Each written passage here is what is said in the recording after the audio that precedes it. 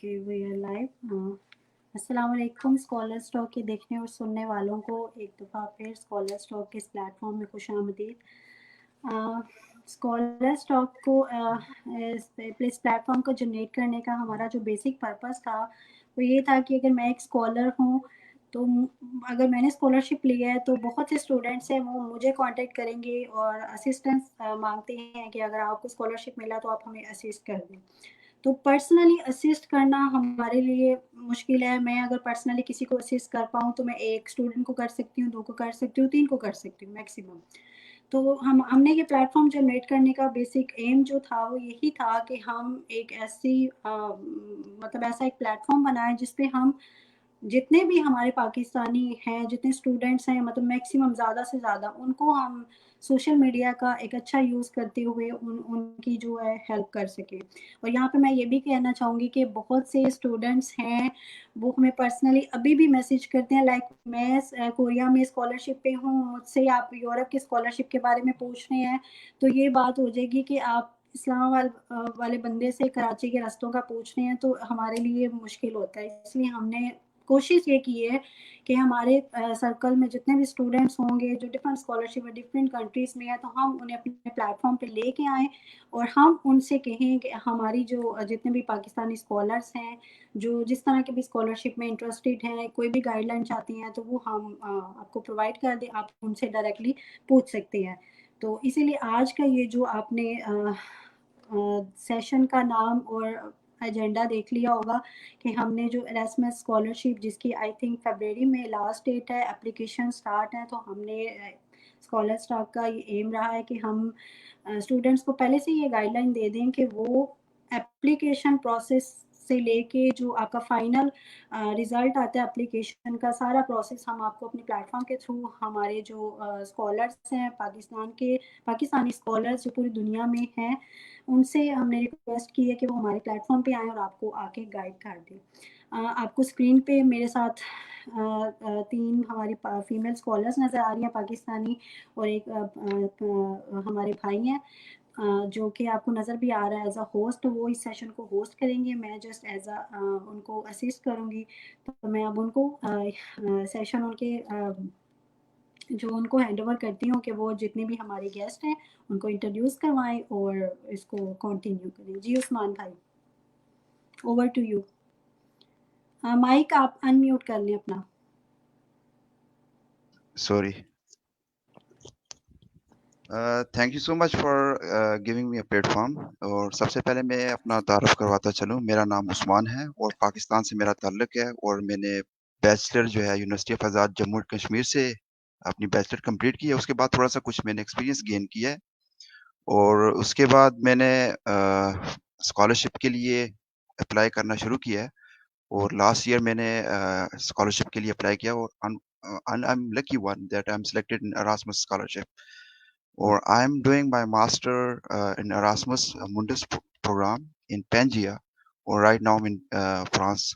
So ये मेरे लिए बड़ी ही ज़बरदस्त अपॉर्चुनिटी है और मैं इसको गो थ्रू कर रहा हूँ। और सबसे पहले मेरे साथ हमारे साथ जो गेस्ट मौजूद हैं और उनसे मैं थोड़ा सा इंट्रोडक्शन लेना चाह रहा हूँ और मैं सबसे पहले ये हुमा से रिक्वेस्ट करता हूँ वो अपना काइंडली इंट्रोडक्शन करवा दें। अस्सलाम वालेकुम, मेरा नाम हुमा है और मेरा ताल्लुक़ लाहौर से है। मैंने पंजाब यूनिवर्सिटी से अपना मास्टर्स किया था और उसके बाद मैंने एरास्मस मंडस स्कॉलरशिप में अप्लाई किया। मैं मेड4 की स्टूडेंट हूँ जो कि फॉरेस्ट्री और नेशनल रिसोर्स मैनेजमेंट का एक प्रोग्राम है और इस प्रोग्राम के थ्रू मैंने अपना फर्स्ट ईयर इटली में गुजारा और ना अब मैं जो हूँ स्पेन में हूँ। Thank you.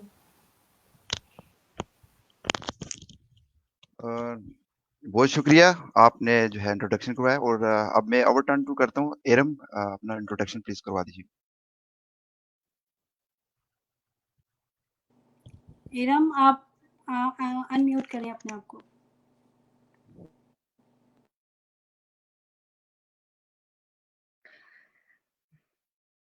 अस्सलाम वालेकुम एवरीवन।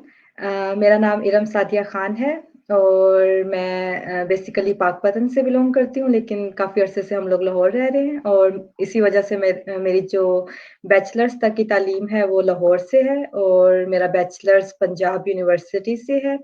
उसके बाद मैं मास्टर्स के लिए सिलेक्ट हो गई Erasmus Mundus masters in plant breeding EM plant program में। मेरा जो फर्स्ट ईयर था वो फ्रांस में था, सेकंड ईयर टर्की में था, विद अ चॉइस कि मैं अपना जो थीसिस है वो किसी भी मुल्क में जाके कर सकती थी। तो आई चूज बेल्जियम और अब मैं बेल्जियम में हूँ। I just recently finished my Erasmus degree and now I am going for a job.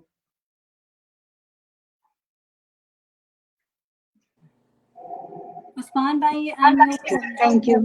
Thank you so much for Iram, आपने जो है अच्छा इंट्रोडक्शन करवाया। और our turn to Aamna, can you introduce yourself please? Sorry. Yes, अस्सलाम वालेकुम। मेरा नाम आमना अमान है और मैं गुजरांवाला से हूँ। मैंने अपनी बैचलर्स की degree government college university Lahore से हासिल की और उसके बाद मैंने इरास्मस मुंडस स्कॉलरशिप पे अप्लाई किया और fortunately and by the blessing of God before the completion of my last semester मेरा उसमें एडमिशन भी हो गया। I got the acceptance letter और मैंने अपने 3 सेमेस्टर्स जो हैं डिफरेंट कंट्रीज़ के अंदर गुजारे हैं, इटली, स्पेन और पोर्चुगल।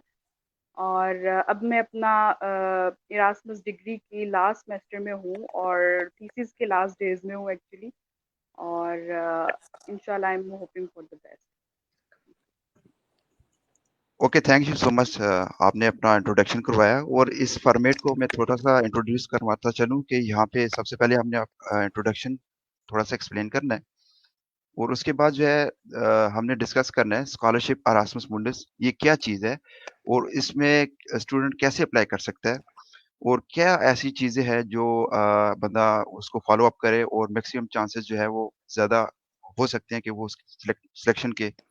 और लास्ट में फिर आप आपके कमेंट्स वगैरह लेंगे और क्वेश्चंस लेंगे और जो बेसिक्स एम्स है इसका जो ऑब्जेक्टिव है टू ऑर्गेनाइज दिस सेशन कि फुली हमारी व्यूवर को फुल इंफॉर्मेशन हो कि कैसे हमने अप्लाई करना है और क्या चीज़ें हमने फॉलो अप करनी है और कौन सी ऐसे क्राइटेरिया को फॉलो अप करना है जिसमें हमारे मैक्सिमम चांसेस हो सके। क्योंकि पाकिस्तान में जो है जितने भी लोग हैं और हर स्टूडेंट का क्रेज़ ये है कि मैं बाहर जाऊँ पढ़ने के लिए, हायर एजुकेशन के लिए, लेकिन क्योंकि हमारे कंट्रीज़ के अंदर ऐसी अपॉर्च्युनिटीज़ नहीं है और है तो वो लिमिटेड अपॉर्च्युनिटीज़ हैं। और इसी तरह जो है अब मैं खुद अपना बारे में बताऊँ कि मुझे जब मैं पाकिस्तान में था, मुझे बड़ा जुनून और क्रेज़ था कि मैं फ़ॉरेन जाके अपनी स्टडी को परस्यू कर सकूँ। लेकिन एक और बात ये थी कि मेरे पास फाइनेंशियल सर्कमस्टांसेस भी बहुत कम थे और दूसरा ये है कि मैं सोच रहा था कि मेरे लिए कौन-सी अपॉर्च्युनिटी अच्छी हो जो मैं उसको गो अहेड करूँ। तो इसी तरह मैंने फिर एरास्मस मुंडस को एक्सप्लोर किया और उसमें देखा कि मैं क्या इस क्राइटेरिया के लिए एलिजिबल हूँ। तो मैंने देखा कि मैं तो एलिजिबल हूँ, तो मैंने मैंने फिर इस तरह अप्लाई कर दिया। तो ये चीज़ें जो है हम इस प्लेटफ़ॉर्म में डिस्कस करेंगे और हमारे जो गेस्ट हैं उनसे हम फ़वक्तन क्वेश्चन्स करेंगे जो ये एरास्मस से रिलेटिव हैं। और सबसे पहले मैं इस सेशन को आगे बढ़ाता हूँ। एक पहला क्वेश्चन मैं पूछना चाह रहा हूँ कि इरम, सबसे पहले मुझे ये बताइएगा कि आपको ये एरास्मस क्या चीज़ है? इसके बारे में थोड़ा-सा बताइए। क्योंकि एक मिसाल के तौर पे एक बैचलर स्टूडेंट है, उसको अवेयरनेस नहीं है कि क्या चीज़ है एरास्मस। तो आप कैसे इसको डिफाइन करेंगे? ये क्या चीज़ है और कैसे उसको वो कैसे अंडरस्टैंड करेगा? प्लीज़ इसके बारे में बताइए। एरास्मस 2 तरह का है, एक एरास्मस प्लस है और एक एरास्मस मुंडस स्कॉलरशिप है। जो एरास्मस प्लस है वो एक क्या कहते हैं फुली फंडेड अपॉर्चुनिटी है, काइंड ऑफ एक्सचेंज प्रोग्राम है जो आपको अपॉर्चुनिटी देता है कि आप एक सेमेस्टर अपने बैचलर्स का किसी भी मुल्क में जाके स्पेंड कर सकते हैं। लेकिन कुछ पास्ट रिसेंट ईयर्स से हमारे सीनियर्स गए थे इस पर कोई 3-4 साल पहले, उसके बाद से ये पाकिस्तान के लिए बंद है। उसके बाद आ जाता है एरास्मस मुंडस स्कॉलरशिप। एरास्मस मुंडस स्कॉलरशिप ये भी एक फुली फंडेड अपॉर्चुनिटी है। आपको मौका देती है कि आप यूरोप के डिफरेंट कंट्रीज में आप अपनी जॉइंट डिग्री हासिल कर सकें मास्टर्स की। और आप इसमें अपने 6 सेमेस्टर के बाद अप्लाई, बैचलर्स में जब आप 6 सेमेस्टर में होते हैं, आपके पास आ जाता है 6 सेमेस्टर का, तब आप इसमें अप्लाई कर सकते हैं। और फिर आपके सिलेक्शन के बाद आप अकॉर्डिंग टू प्रोग्राम आप यूरोप के डिफरेंट कंट्रीज में लाइक मैंने 6 सेमेस्टर में अप्लाई किया था, 7th में सिलेक्ट हो गई थी और फिर यूरोप में फर्स्ट ईयर फ्रांस में था, सेकंड ईयर टर्की में था। मोस्टली इसमें यूरोप की ही कंट्रीज़ होती हैं, लेकिन समटाइम्स कुछ डिफरेंट कंट्रीज़ भी ऐड हो जाती हैं, लाइक कुछ प्रोग्राम्स में टर्की है, मेरे प्रोग्राम में टर्की था सेकंड ईयर, और कुछ प्रोग्राम्स में इजिप्ट भी है, कुछ प्रोग्राम्स में रशिया भी है, अब रिसेंटली कुछ प्रोग्राम्स आए हैं उनमें रशिया भी है। तो overall funded by European commission ही है, लेकिन ये कि आउट ऑफ यूरोप भी कुछ यूनिवर्सिटीज़ हैं जो इस प्रोग्राम में ऐड हैं। टोटली फंडेड है आपके लाइक आपको फुली फंडेड अपॉर्च्युनिटी है ये मास्टर्स के लिए, और इसमें ये कि आप 3 प्रोग्राम्स में अप्लाई कर सकते हैं, और 3 से ज़्यादा अगर आप अप्लाई करेंगे तो आप डिसक्वालीफाई हो जाएँगे और आपको अपनी फ़ील्ड के अकॉर्डिंग ही अप्लाई करना है इसमें। क्योंकि इसमें रिलेटिविटी बहुत ज़्यादा देखी जाती है, ये कोई कल्चरल प्रोग्राम नहीं है, यूएसए का एक यूक्राट जैसे प्रोग्राम है, बच्चे जब उसमें अप्लाई करके वापस आते हैं, तो उनको ये लगता है कि ये भी वैसे ही कोई कल्चरल प्रोग्राम है, जिसमें अगर हम ये कहेंगे कि हमें लाइक ट्रैवलिंग का और इन सब चीज़ों का शौक है, तो हमारी सिलेक्शन के चांसेस ज़्यादा होंगे, तो ये एक मिसकंसेप्शन है, ऐसा नहीं है। इस प्रोग्राम में उनको वाक़ई ही जब हम कहते हैं एरास्मस स्कॉलर्स, तो इसमें उन्हें स्कॉलर्स ही चाहिए होते हैं, ऐसे बच्चे जो रिसर्च ओरिएंटेड हैं। तो बाकी कि हम डिटेल में सारा प्रोसीजर बताएँगे आपको one by one. So I think definition आप यही पूछना चाह रहे थे उस्मान भाई? आपका mike mike thank you mike thank you unmute thank you so much कि आपने बताया कि ये पूरी डिटेल अरास्मस मुंडस है क्या, और ये यूरोपियन जो फंडिंग है, और ये फंडिंग किस पर्पस के लिए है, और क्या उनका ऑब्जेक्टिव क्या है, गोल क्या है, किस पर्पस के लिए ये जो है फंडिंग दे रहे हैं। तो लाजमी बात है कि आपने डिफाइन किया है कि जो हाईली ओरिएंटेड स्टूडेंट्स हैं उनको ये जिनका जो एम्स है कि हाईली रिसर्च वर्क करना चाह रहे हैं और न्यू थिंग्स करना चाह रहे हैं, तो ये इनका ऑब्जेक्टिव है। और ये दूसरी बात ये है कि मैं इसको मज़ीद बढ़ाने की कोशिश करूँ कि इसमें ऐड अप कि ये मल्टी डाइवर्सिटी यानी कि पार्टनर कंट्रीज़ और कोलैबोरेशंस विद अदर कंट्रीज़, क्योंकि ये अपना कल्चर वगैरह प्रमोट करना और अपनी लैंग्वेज को प्रमोट करना, ये सारी चीज़ें इसके अंदर इंक्लूड है। ये भी एक पार्ट है, और ये सारी चीज़ें वहाँ पे जाके बंदा सीखता है, तो इससे बड़ा एक स्टूडेंट्स को बेनिफिट मिलता है और बड़ा एडवांटेज मिलता है।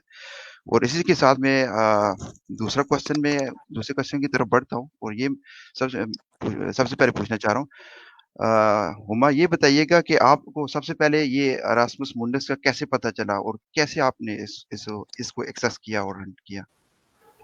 ओके मुझे एरास्मस मंडस का सबसे पहले पता चला अपने कुछ सीनियर्स से। मैं पंजाब यूनिवर्सिटी से हूँ, मैंने आपको बताया है। तो हमारे यहाँ सबसे पहले एरास्मस प्लस वाले, जब जिस दौर में एरास्मस प्लस चल रहा था, तब हमारे 2-3 सीनियर्स जो हैं वो इस प्रोग्राम के थ्रू आए थे। उसके बाद कुछ अर्से बाद हमें पता चला कि एरास्मस प्लस के अलावा भी यूरोपियन कमीशन की कुछ और स्कॉलरशिप भी हैं जो कि मास्टर्स के लिए होते हैं, और उसमें एक एरास्मस मंडस एक वन ऑफ दैट था। वन ऑफ माई फ्रेंड जो कि इरम यहाँ पे बैठी हुई हैं, शी वॉज माई जूनियर, और वो इसमें सिलेक्ट हुई थी, और इसके अलावा इनके बैच में से 2-3 स्टूडेंट्स और थे। फिर मुझे पता चला कि ये प्रोग्राम इस तरीके से है और इसके एप्लीकेशन का प्रोसेस कैसे है। फिर मैंने उसको फॉलो किया, और लकीली अपने मास्टर्स के लिए भी मेरा थीसिस स्टार्ट भी नहीं हुआ था और मुझे स्कॉलरशिप मिल गया। Thank you. Okay, thank you. और इसी तरह यह है कि बाज़ लोगों को एक्चुअली पता नहीं होता कि हमने कैसे हंट करनी है, और कौन-सा जो है पेज है जिसमें हमने जाके जो है एक्सप्लोर करना है। अल्टीमेटली ये बात तो वाज़ह है कि हमें पता है कि आजकल जो है जो गूगल है और जो इंटरनेट है, ये ग्लोबल विलेज है, और इसमें जो है सर्च इंजन के ज़रिए से भी हम फाइंड कर सकते हैं, और काफ़ी सोर्सेज़ है जिसके ज़रिए से हम फाइंड आउट कर सकते हैं। ये कॉम्प्लिकेटेड चीज़ नहीं है। हर चीज़ वाज़ह है, और बंदा एक्सेस करने की कोशिश करे, थोड़ा-सा बंदा हार्ड वर्किंग करे तो ये मिल सकती है, और इसके सोर्स तक पहुँच सकता है। तो जैसा कि हम सोचते हैं कि हम कैसे सर्च करेंगे, हम दूसरों से पूछते हैं कि भई इसका सोर्स क्या है, लिंक क्या है, और जैसे ही आप अरास्मस का नाम सुनते हैं कि वो गूगल पे डालते हैं, वो पुट अप करते हैं, तो वो सारी डिटेल्स आपको सामने दे देता है। तो इसलिए मैं समझता हूँ कि कोई मुश्किल चीज़ नहीं है, ये ईज़ी है, और इसपे जाके बंदा ईज़िली एक्सेस कर सकता है और सारी डिटेल एक्सप्लोर कर सकता है। उस्मान और भाई, इसी तरह मुझे मैं इसमें एक चीज़ ऐड करना चाहूँगी। हमारे जी बहुत से ऐसे स्टूडेंट्स हैं जिनको अवेयरनेस ही नहीं होती स्कॉलरशिप की। अगर मैं मतलब आप लोगों की डिस्कशन ये सुनूं तो मैं जब शायद अंडर ग्रेजुएट में, मुझे पता भी नहीं होगा कि शायद इस तरह कोई स्कॉलरशिप एग्जिस्ट करता है। इट्स लाइक कि हमारे पास अवेयरनेस नहीं है। अब तो सोशल मीडिया का दौर है, लाइक हमारा ये प्लेटफॉर्म है। आज मैं अगर पीएचडी के लास्ट स्टेजेस में हूं तो हम लोग ऐसा एक प्लेटफॉर्म दे रहे हैं स्टूडेंट्स को कि जो न्यू लोग आ रहे हैं, न्यू यंग जितने भी हैं पाकिस्तानी स्कॉलर्स हैं, उनको अवेयरनेस मिले। तो वो उनके लिए उन वो उनके टाइम पे हम ये कह सकते हैं कि ये मुश्किल काम नहीं है, लेकिन हमारे टाइम पे ये शायद मुश्किल था। जैसे हुमा ने बताया कि सीनियर से पता चला विद इन द कैंपस। आपको, हुमा को भी नहीं पता होगा कि वो गूगल पे सर्च करे ऐसा कोई स्कॉलरशिप एग्जिस्ट करता है। तो ये इसमें ये चीज़ है कि हमारे इस प्लेटफॉर्म का जो मेन पर्पस भी यही है कि हम अवेयरनेस दें। तो इंशाल्लाह इसके बाद स्टूडेंट्स जो है ना, उन्हें गूगल करने की भी जरूरत नहीं पड़ेगी। डेफिनेटली डेफिनेटली ये चीज़ वाज़ेह है कि देखिए ये प्लेटफ़ॉर्म है, इसी के ज़रिए से इंसान को हर जो भी एक्सपर्ट है, जो भी जानना चाह रहा है कि कैसे अवेल करनी है, तो इसके ज़रिए से लाज़मी बात है सबको इन्फॉर्मेशन मिल जाती है।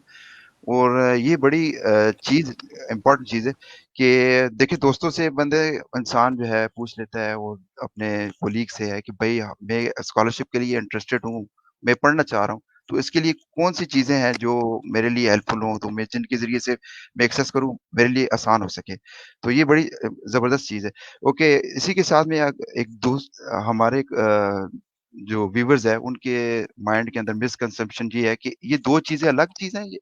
क्या आप आमना मुझे ये बता सकती हैं कि अरास्मस मुंडस और अरास्मस प्लस ये दोनों एक ही चीज़ हैं या इस इनके अंदर कोई डिफरेंशिएट है? कोई काइंडली इसके बारे में आप क्या समझती हैं? अच्छा, जैसे अभी इरम ने ऑलरेडी आप लोगों को एक्सप्लेन किया है कि इरास्मस प्लस और इरास्मस मंडस ऑलरेडी 2 अलग स्कॉलरशिप्स हैं। इसीलिए ये चीज़ बहुत ज़्यादा इम्पॉर्टेंट है सारे स्टूडेंट्स के लिए इसको समझना कि जब भी आप अप्लाई करें किसी भी मतलब किसी भी प्रोग्राम में अगर आप अप्लाई कर रहे हैं तो हर प्रोग्राम के अंदर ये 2 ऑप्शंस आपको मिलेंगे वहाँ पे, ठीक है? इरास्मस प्लस जो है वो एक एक्सचेंज प्रोग्राम स्कॉलरशिप है। उस पे आप सिर्फ एक सेमेस्टर के लिए जा सकते हैं यूरोप में और किसी भी यूनिवर्सिटी में। फॉर एग्जांपल आप किसी एक प्रोग्राम की यूनिवर्सिटी में अप्लाई कर रहे हैं या किसी एक प्रोग्राम में अप्लाई कर रहे हैं, तो आप इरास्मस प्लस के थ्रू आप जाएँगे वहाँ पे, 1 सेमेस्टर वहाँ पे स्पेंड करेंगे और आप फिर वापस आएँगे पाकिस्तान। और बाकी आपको अपने सेमेस्टर जो है पाकिस्तान में आके कंटिन्यू करने होंगे। लेकिन जो इरास्मस मुंडस स्कॉलरशिप है ये एक फुल फ्लेज स्कॉलरशिप है, 2 इयर्स मास्टर प्रोग्राम है ये। इसमें जब आप जाएँगे तो आप 2 साल वहीं पे ही पढ़ेंगे और उसके बाद अपनी डिग्री कंप्लीट करने के बाद आप पाकिस्तान वापस आएँगे। ये 1 सेमेस्टर के लिए नहीं है, ये 4 सेमेस्टर्स के लिए होता है और इसकी स्कॉलरशिप भी ऑब्वियसली ज़्यादा होती है अमाउंट इसकी और प्रोसीजर भी इसका थोड़ा डिफरेंट होता है। यही ओके, मेन डिफरेंस है। Okay, thank you so much. अच्छा, एक और चीज़ ये यहाँ पे मैं हाइलाइट करता चलूँ क्योंकि बाज़ लोगों को पता नहीं होता कि पार्टनर्स कंट्रीज़ कौन से हैं और प्रोग्राम कंट्रीज़ कौन से हैं जो बाज़ पाकिस्तानी स्टूडेंट्स को ये चीज़ मालूम नहीं होती क्योंकि जिस वक़्त वो अप्लाई करते हैं तो ये चीज़ उनके ज़हन में होनी चाहिए कि पार्टनर कंट्रीज़ कौन से हैं और प्रोग्राम कंट्रीज़ कौन से हैं। क्या इरम आप ये बता सकती हैं कि पार्टनर कंट्रीज़ कौन से हैं और प्रोग्राम कंट्रीज़ कौन से हैं? और किस तरह इसको हम एनकाउंटर करते हैं? किस तरह हम जज करते हैं? ओके। तो ये जो क्या कहते हैं एरास्मस मुंडस स्कॉलरशिप है, इस बात पे मैं भी बहुत ज़्यादा कंफ्यूज हो जाती हूँ। प्रोग्राम कंट्रीज और पार्टनर कंट्रीज इवन अभी तक कंफ्यूज हो जाती हूँ। तो if I am not wrong, जो प्रोग्राम कंट्रीज हैं वो हैं लाइक जिन्होंने ये प्रोग्राम अरेंज किया हुआ है। लाइक जिस तरह से मैं एरास्मस मुंडस मेरे प्रोग्राम में फ्रांस है, टर्की है और स्वीडन था, फिनलैंड है, मतलब ये और स्पेन, ये 5 कंट्रीज हैं। तो इन्होंने मिलके ये प्रोग्राम को चलाना है। इनकी डिफरेंट लाइक जो भी स्टूडेंट्स, ये total number of students select करेंगे 2023। फिर इनको इन 5 कंट्रीज में जो यूनिवर्सिटीज हैं वहाँ पे इनको डिवाइड कर दिया जाएगा। तो ये मतलब ये प्रोग्राम को जो चला रही हैं 5 कंट्रीज, इनको प्रोग्राम कंट्रीज कहेंगे। और बाकी जो, if I am not wrong, I feel like I'm saying opposite. Is it like Huma? और जो पार्टनर कंट्रीज हैं वो ये हैं कि लाइक पाकिस्तान से लोग अप्लाई कर रहे हैं, नेपाल से अप्लाई कर रहे हैं, ऑल ओवर द वर्ल्ड जो कंट्रीज अप्लाई कर रही हैं वो उनकी पार्टनर कंट्रीज में आएंगी। मुझे लग रहा है ऑपोजिट नहीं हो गया थोड़ा? मुझे भी लग रहा है।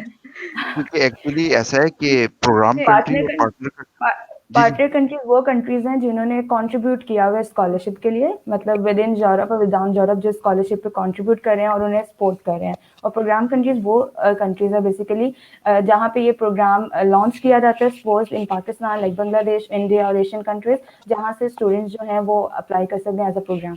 और ये बहुत बेसिक क्वेश्चन है। लास्ट ईयर मैंने सुना है किसी ग्रुप के थ्रू ही कि कोई बच्चा रिजेक्ट हो गया था सिर्फ इस रीजन की वजह से कि उसने प्रोग्राम की बजाय पार्टनर में कर दिया था और दैट्स व्हाई ही और शी गॉट रिजेक्टेड। तो इसलिए हमें ये ध्यान में रखना है, अपनी लिस्ट चेक करनी है कि हम किस कंट्री में आ रहे हैं और हमने उसी में ही अप्लाई करना है। और ये खास तौर पे ध्यान दे के करना है क्योंकि उन यूरोपियन यूनियन इस मामले में बहुत स्ट्रिक्ट हैं और वो बेसिकली रिजेक्शन कर देते हैं स्टूडेंट्स को कि आपको पता ही नहीं है कि आप किस प्रोग्राम के थ्रू अप्लाई करें, आप पार्टनर कंट्रीज में या प्रोग्राम में। I think I clarify this answer. हाँ, ओके इसमें कोई इतनी परेशानी की बात नहीं है वैसे स्टूडेंट्स के लिए, क्योंकि हर प्रोग्राम में जहाँ पे एलिजिबिलिटी क्राइटेरिया लिखा होता है वहाँ पे आप ये लिस्ट भी चेक कर सकते हैं। वहाँ पे उन्होंने दी होती है हर प्रोग्राम के अंदर एलिजिबिलिटी क्राइटेरिया, जहाँ पे उन्होंने मेंशन किया होता है उसके अंदर उन्होंने ये दोनों प्रोग्राम्स की मतलब प्रोग्राम कंट्रीज और पार्टनर कंट्रीज इन दोनों की उन्होंने लिस्ट प्रोवाइड की होती है। ये स्टूडेंट के ऊपर है कि वो ध्यान से जब भी उन्होंने अप्लाई करना है वो देख लें पहले। तो इसलिए इस बात की टेंशन लेने की ज़रूरत नहीं है कि अगर हमें पता नहीं है तो हमें कहाँ से पता चलेगा कि हम किस कैटेगरी में फॉल करते हैं। तो ये बस आपने वहाँ से देखना है, आप एक दफ़ा वहाँ से देख लेंगे तो it will be clear. Thank you for clarification. I hope कि हमारे व्यूवर्स को पता चल गया होगा कि प्रोग्राम कंट्रीज और पार्टनर कंट्रीज कौन से हैं और कौन कौन से कंट्रीज जो है इसमें शामिल हैं। तो ये चीज़ वाज़ेह है कि ये स्पेसिफाइज किया गया है जो प्रोग्राम कंट्रीज और पार्टनर कंट्रीज है उनकी कैटेगरीज अलग है, उनको जो बेनिफिट्स मिलते हैं वो उनको कैटेगराइज किया गया है। जो स्कॉलरशिप का जो ऑब्जेक्टिव है यानी कि जो स्कॉलरशिप मिलती है, जो स्टाइपेंड मिलता है उनके लिए अलग-अलग कैटेगराइज किया गया है। अब ये बात तो आई थिंक सबने अंडरस्टैंड कर ली होगी। अब इसी तरह जो है अब एप्लीकेशन की तरफ बढ़ते हैं कि कौन-कौन से डॉक्यूमेंट्स जो है मैंडेटरी हैं और कौन-कौन से रिक्वायरमेंट्स एरास्मस के लिए ज़रूरी हैं जो हेल्पफुल करती हैं कि किसी भी एप्लीकेशन के लिए एरास्मस प्रोग्राम के लिए। और सबसे पहले मैं जानना चाह रहा हूँ कि बेसिक रिक्वायरमेंट क्या है? तो काइंडली उमा मुझे बताइएगा कि जो एक यानी कि फ्रेश बैचलर स्टूडेंट है, उसके लिए कौन-कौन सी रिक्वायरमेंट्स हैं जो ज़रूरी हैं? तो वो यानी कि इस चीज़ को नहीं समझ सकता कि आप उसको थोड़ा-सा ईज़ी वे में थोड़ा एनकाउंटर करके बताएँ, प्लीज़। अच्छा, बैचलर स्टूडेंट्स के लिए सबसे पहले मतलब अगर वो 6 सेमेस्टर में अप्लाई कर रहा है तो उसको उसके लिए ज़ाहिर बात है उसकी डिग्री कंप्लीट नहीं है तो वो अपना एक प्रोविंशियल सर्टिफिकेट जिसको मतलब कह सकते हैं कि अपनी डिग्री कंप्लीट होने वाली है within some months within 1 year, तो उसको एक अपने डिपार्टमेंट से सबसे पहले ये चाहिए, ठीक है, जो इस बात को एलेबोरेट कर सके कि आपकी degree within some year और कंप्लीट हो जाएगी और उसके बाद आप जो है फुली फ्लेज जो है एरास्मस में बहुत अच्छे तरीके से अपने आप को सर्व कर सकेंगे।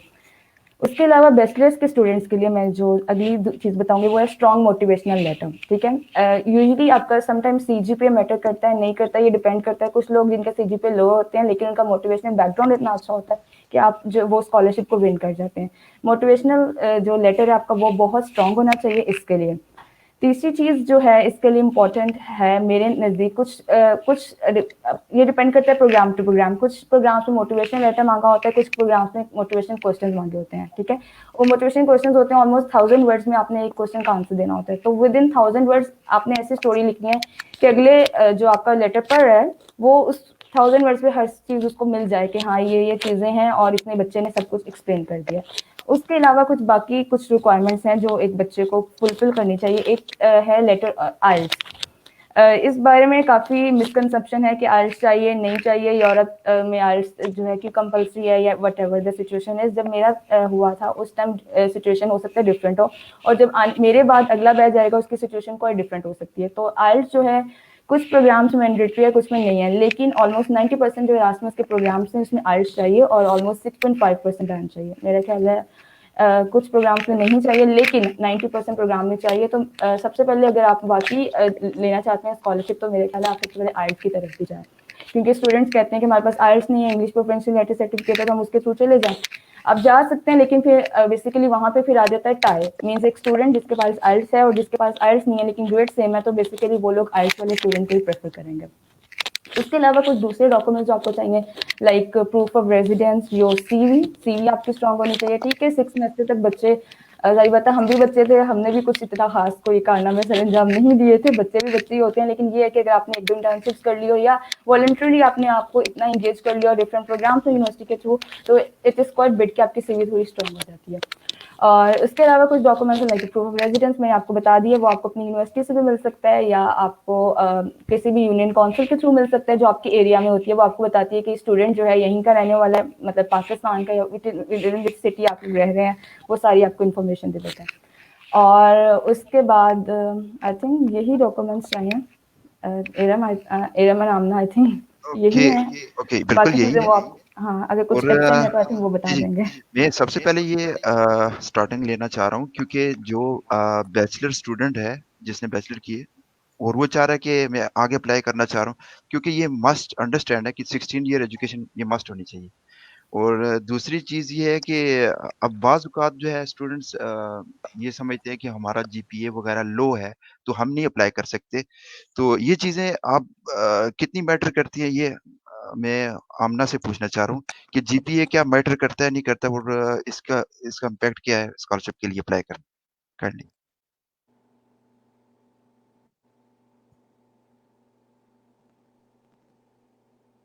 जी, आमना। रिपीट कर दें क्योंकि आवाज़ थोड़ी एक्चुअली मैं अब आमना। आ रही है। जी, जी, कैन यू आमना प्लीज़? मैं। जी, जी, मैं आमना ये पूछना चाह रहा हूँ कि देखिए एक बैचलर स्टूडेंट है, उसके पास 16 ईयर एजुकेशन है, उसके पास वो क्या ये बता सकती हैं कि सीजीपीए कितना इम्पोर्टेंट है? क्या उसका इम्पैक्ट कितना है कि एरास्मस स्कॉलरशिप के लिए अवेल करना? और वो क्या मैक्सिमम जीपीए होना चाहिए या मिनिमम होना चाहिए? क्या किस कैटेगरी का जीपीए जो है मैटर करता है कि वो एलिजिबल है? ऑलराइट। आई थिंक अगर किसी का जीपीए जो है वो 3 या उससे ऊपर होगा, आई थिंक ही और शी विल बी एलिजिबल। ठीक है। उसके बाद जहाँ तक सिलेक्शन की बात है, वो इट डिपेंड्स ऑब्वियसली। अगर आपका सीजीपीए उससे अच्छा होगा, जितना अच्छा आपका सीजीपीए जीपीए होगा उतने ही ज़्यादा आपके चांसेस होंगे। उसके अलावा हम ये बात कंफर्मली नहीं कह सकते कि सिर्फ सीजीपीए ही अच्छा होगा तो आपका सिलेक्शन होगा, क्योंकि डिफरेंट प्रोग्राम्स के अंदर सिलेक्शन क्राइटेरिया और परसेंटेज जो है वो डिफरेंट होती है। फॉर एग्जांपल कुछ प्रोग्राम्स के अंदर उनकी रिक्वायरमेंट ये होती है कि आपके 50% वो आपका सीजीपीए कंसीडर करेंगे, 20% मोटिवेशनल लेटर कंसीडर करेंगे, परसेंट या 30% जो है वो आप ही को करिकुलर एक्टिविटीज जो हैं उनको कंसीडर करेंगे। इस तरह से हर प्रोग्राम की जो परसेंटेज है ये डिफरेंट होती है। तो आपने अगर किसी स्टूडेंट का सीजीपीए लो भी है, फॉर एग्जांपल अगर 3 में भी है, तो ही शुड नॉट मतलब अगर किसी का ओनली 3 है या इवन 2.9 वगैरह भी है, तो मेरे ख्याल में मैं सबको यही सजेस्ट करूंगी एटलीस्ट आप लोग एक दफ़ा ट्राई करें, क्योंकि मैंने कुछ ऐसे भी केसेस सुने हैं जिनमें स्टूडेंट्स का सीजीपीए जो था वो 2.8 पे 2.8 भी था, उनकी भी सिलेक्शन हो गई। 2.7 भी मैंने एक दफ़ा सुना था, उस भी मतलब एक स्टूडेंट था उसकी 2.7 पे भी सिलेक्शन हो गई थी। तो I think CGPA doesn't matter आपकी उसके साथ-साथ।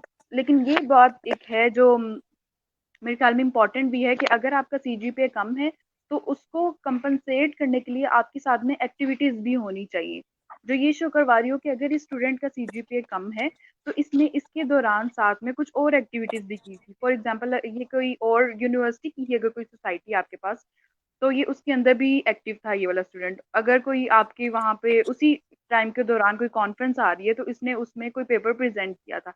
इस तरह से जो बंदा आपकी एप्लीकेशन को एनालाइज कर रहा है, वो ये खुद से समझेगा, ही और she should understand this thing कि इसी टाइम में इस इंसान ने ये भी काम किया है। तो हो सकता है कि इसकी इम्पैक्ट में उसकी पढ़ाई में कुछ हर्ज हो गया हो या कोई और मसला मसाइल पेश आ गया हो जिसकी वजह से उसका सीजीपीए थोड़ा लो हो गया हो। लेकिन उसके साथ साथ इसने जो बाकी अचीवमेंट्स किए हैं, they are good enough to fulfil his और हर गैप्स इन स्टडी। ठीक है, तो ये वाली चीज़ें जो हैं ये मेरे ख्याल में साथ में अगर किसी स्टूडेंट ने अच्छी को-करिकुलर एक्टिविटीज़ भी की हुई हैं, अच्छे सेमिनार्स कोई अटेंड किए हैं, कहीं कोई पेपर प्रेज़ेंट किया हुआ है, तो ये चीज़ें उसको कंपनसेट कर लेंगी सीजीपीए को। दिस सीजीपीए लो होना इज़ नॉट अ मैटर, आपका एक्टिव होना is a thing that does matter. Thank thank you, thank you Aamna, आपने बताया ये इसमें थोड़ी-सी मैं एक और बात ऐड करना पसंद करता हूँ। यहाँ पे ये है कि अगर आपका जीपीए लो भी है और उसके बाद आपके पास कुछ एक्टिविटीज़ हैं या करिकुलम एक्टिविटीज़ हैं जिसमें आपने मिसाल के तौर पे ऑनलाइन कोर्सेज़ किए हुए हैं या कोई इंटर्नशिप्स हैं या कोई सर्टिफिकेशंस है या सोशल एक्टिविटीज में आप एनरोल हैं या वॉलंटियरली कोई काम कर रहे हैं या कोई कॉन्फ्रेंस वगैरह या कोई पेपर वगैरह आपने पब्लिश किया है, ये भी एज है कि क्या पता जो कंपटीशन है जो हाईएस्ट ग्रेड वाला है, जो हाईएस्ट सीजीपीए वाला है, क्या उसके पास ये चीजें ना हो, तो क्या भी ये भी चीजें जो है काफी मैटर करती हैं और आपकी मैक्सिमम चांसेस ये चीजें बूस्ट अप करती हैं आपके प्रोफाइल को और मैक्सिमम चांसेस ये है कि आपकी स्कॉलरशिप जो है आप compete कर सकें और मैक्सिमम चांसेस मैं जो है आप सक्सेसफुल हो जाएं। हाँ जी। मैं इसमें कुछ ऐड करना चाहूँगी। ये एक बहुत इम्पोर्टेंट चीज़ है। अक्सर औक़ात स्टूडेंट सिर्फ़ इस वजह से अप्लाई नहीं करते या उनको इस वजह से मोटिवेशन ही नहीं मिल रही होती क्योंकि वो लोग अपने सिर्फ़ सीजीपीए की तरफ देख रहे होते हैं कि मेरा सीजीपीए बहुत कम है, मेरा तो सिलेक्शन होगा ही नहीं। जो टॉपर है सिर्फ़ उसी का ही सिलेक्शन होगा। इसकी बहुत बड़ी एग्ज़ाम्पल मैं आप लोगों के सामने बैठी हुई हूँ। मैं और मेरे साथ 2 और मेरी जो थी कॉलीग्स उन्होंने भी अप्लाई किया था सेम स्कॉलरशिप पे, सेम ही प्रोग्राम में। और उनका सीजीपीए भी मुझसे अच्छा था। एक जो मेरी फ्रेंड थी उसके आइल्स में बहुत अच्छे बैंड्स थे, 8 माशाल्लाह से उसके 8 या 8.5 उसके आइल्स में बैंड्स थे। तो आई वुड से कि आपको ये चीज़ें दूसरों की देख के खुद को डिमोटिवेट नहीं करना। उनके बरक्स जो मैं लाइक मेरी जो एक्टिविटीज़ का हिसाब-किताब था वो इस तरह कुछ था कि मैं को-करिकुलर एक्टिविटीज़ में भी प्रॉपर्ली इन्वॉल्व थी। और मेरा जो सीजीपीए था वो भी नॉर्मल था, लाइक आई वुड नॉट से कि मेरा बहुत लो था या बहुत ही हाई था, इट वाज़ एवरेज। और उसके अलावा जो मेरे आइल्स के बैंड्स थे वो भी नॉर्मल थे, ठीक है? तो मतलब तीनों चीज़ें आपको सबको साथ लेके चलना है और वो सब चीज़ें आपकी मिल के एक्युमुलेशन में क्या पता वही चीज़ें आपको सबसे ऊपर ले जाएँ। अब जिस मेरी फ्रेंड का सीजीपीए अच्छा था, उसके को-करिकुलर एक्टिविटीज़ बिल्कुल भी नहीं थी या थी अगर तो वो बहुत कम माइन्यूट सी उसकी मतलब बहुत कम उन्होंने कुछ थोड़ी बहुत 1-2 कॉन्फ्रेंस के अंदर पेपर अपना प्रेज़ेंट किया एंड दैट्स इट। बाकी और कोई भी उसकी सोशल एक्टिविटी नहीं थी। उसके अलावा जिस मेरी फ्रेंड के बैंड्स अच्छे थे, उसका सीजीपीए नॉर्मल था और उसकी को-करिकुलर एक्टिविटीज़ भी नॉर्मल थी। तो मतलब इस तरह कोई एक चीज़ ही आपकी बहुत ज़्यादा हो, आप इस चीज़ से भी डिसाइड नहीं कर सकते कि यार इसका अगर इतना है तो इसी का ही होगा और मेरा तो होगा ही नहीं। अब जब सिलेक्शन की बारी आई और जब हम लोगों को हमारे एक्सेप्टेंस लेटर मिले, आई वाज़ थिंकिंग कि उन दोनों का तो पक्का हुआ होगा और मेरा तो रिजेक्ट हो गया होगा क्योंकि मेरा सीजीपीए कम है उन दोनों की निस्बत या मेरे आइल्स के बैंड्स कम है उन दोनों की निस्बत। बट आई वाज़ शॉक्ड जब मैंने देखा कि मेरा ही सिलेक्शन हुआ और उन दोनों की रिजेक्शन हो गई। So like there are things जो मैटर करती हैं, लेकिन अक्सर औक़ात हम उनको सोच रहे होते हैं कि नहीं यार शायद ये चीज़ इससे इतना फ़र्क नहीं पड़ेगा और हमें ज़्यादा सीजीपीए के ऊपर ही फ़ोकस करना चाहिए क्योंकि यूजुअली मैंने देखा है कि हमारी यूनिवर्सिटीज़ के अंदर जो है वो ज़्यादा सीजीपीए के ऊपर फ़ोकस किया जाता है। इवन टीचर्स भी यही कह रहे होते हैं कि आप लोग सीजीपीए के ऊपर फ़ोकस करो या पढ़ाई पे ही ज़्यादा फ़ोकस करो, फिर ही आपको जॉब मिलेगी या कुछ भी होगा। ऐसा नहीं है, बहुत सी स्कॉलरशिप्स हैं। सिर्फ़ इरास्मस मंडस ही स्कॉलरशिप नहीं है, बहुत सी और स्कॉलरशिप्स हैं जिन पे आपका हो सकता है ईज़िली। लेकिन उसके लिए फिर यही है, फिर बाद में स्टूडेंट्स कहते हैं कि हम अपनी सीवी कैसे बनाएँ या हमारी प्रोफाइल बेटर कैसे होगी। During your student era I think this is the only thing. अगर आपकी को-करिकुलर एक्टिविटीज़ होंगी, अगर आप लोगों ने साथ-साथ कोई भी ऑनलाइन कोर्स किया होगा या कोई इंटर्नशिप की होगी या कोई सर्टिफिकेशन की होगी, यही चीज़ें हैं जो आपकी सीवी बनाएँगी विदाउट एनी जॉब एक्सपीरियंस। तो आई थिंक स्टूडेंट्स को ये चीज़ों को मद्देनज़र रखना चाहिए और यूनिवर्सिटी के अंदर स्पेशली वो वाले स्टूडेंट्स जो बहुत ज़्यादा टाइम अपनी फ्रेंडशिप के अंदर वेस्ट करते हैं, बहुत बड़े-बड़े ग्रुप्स बना के फिर रहे होते हैं और एंड पे जाके वो सारे शटर हो चुके होते हैं।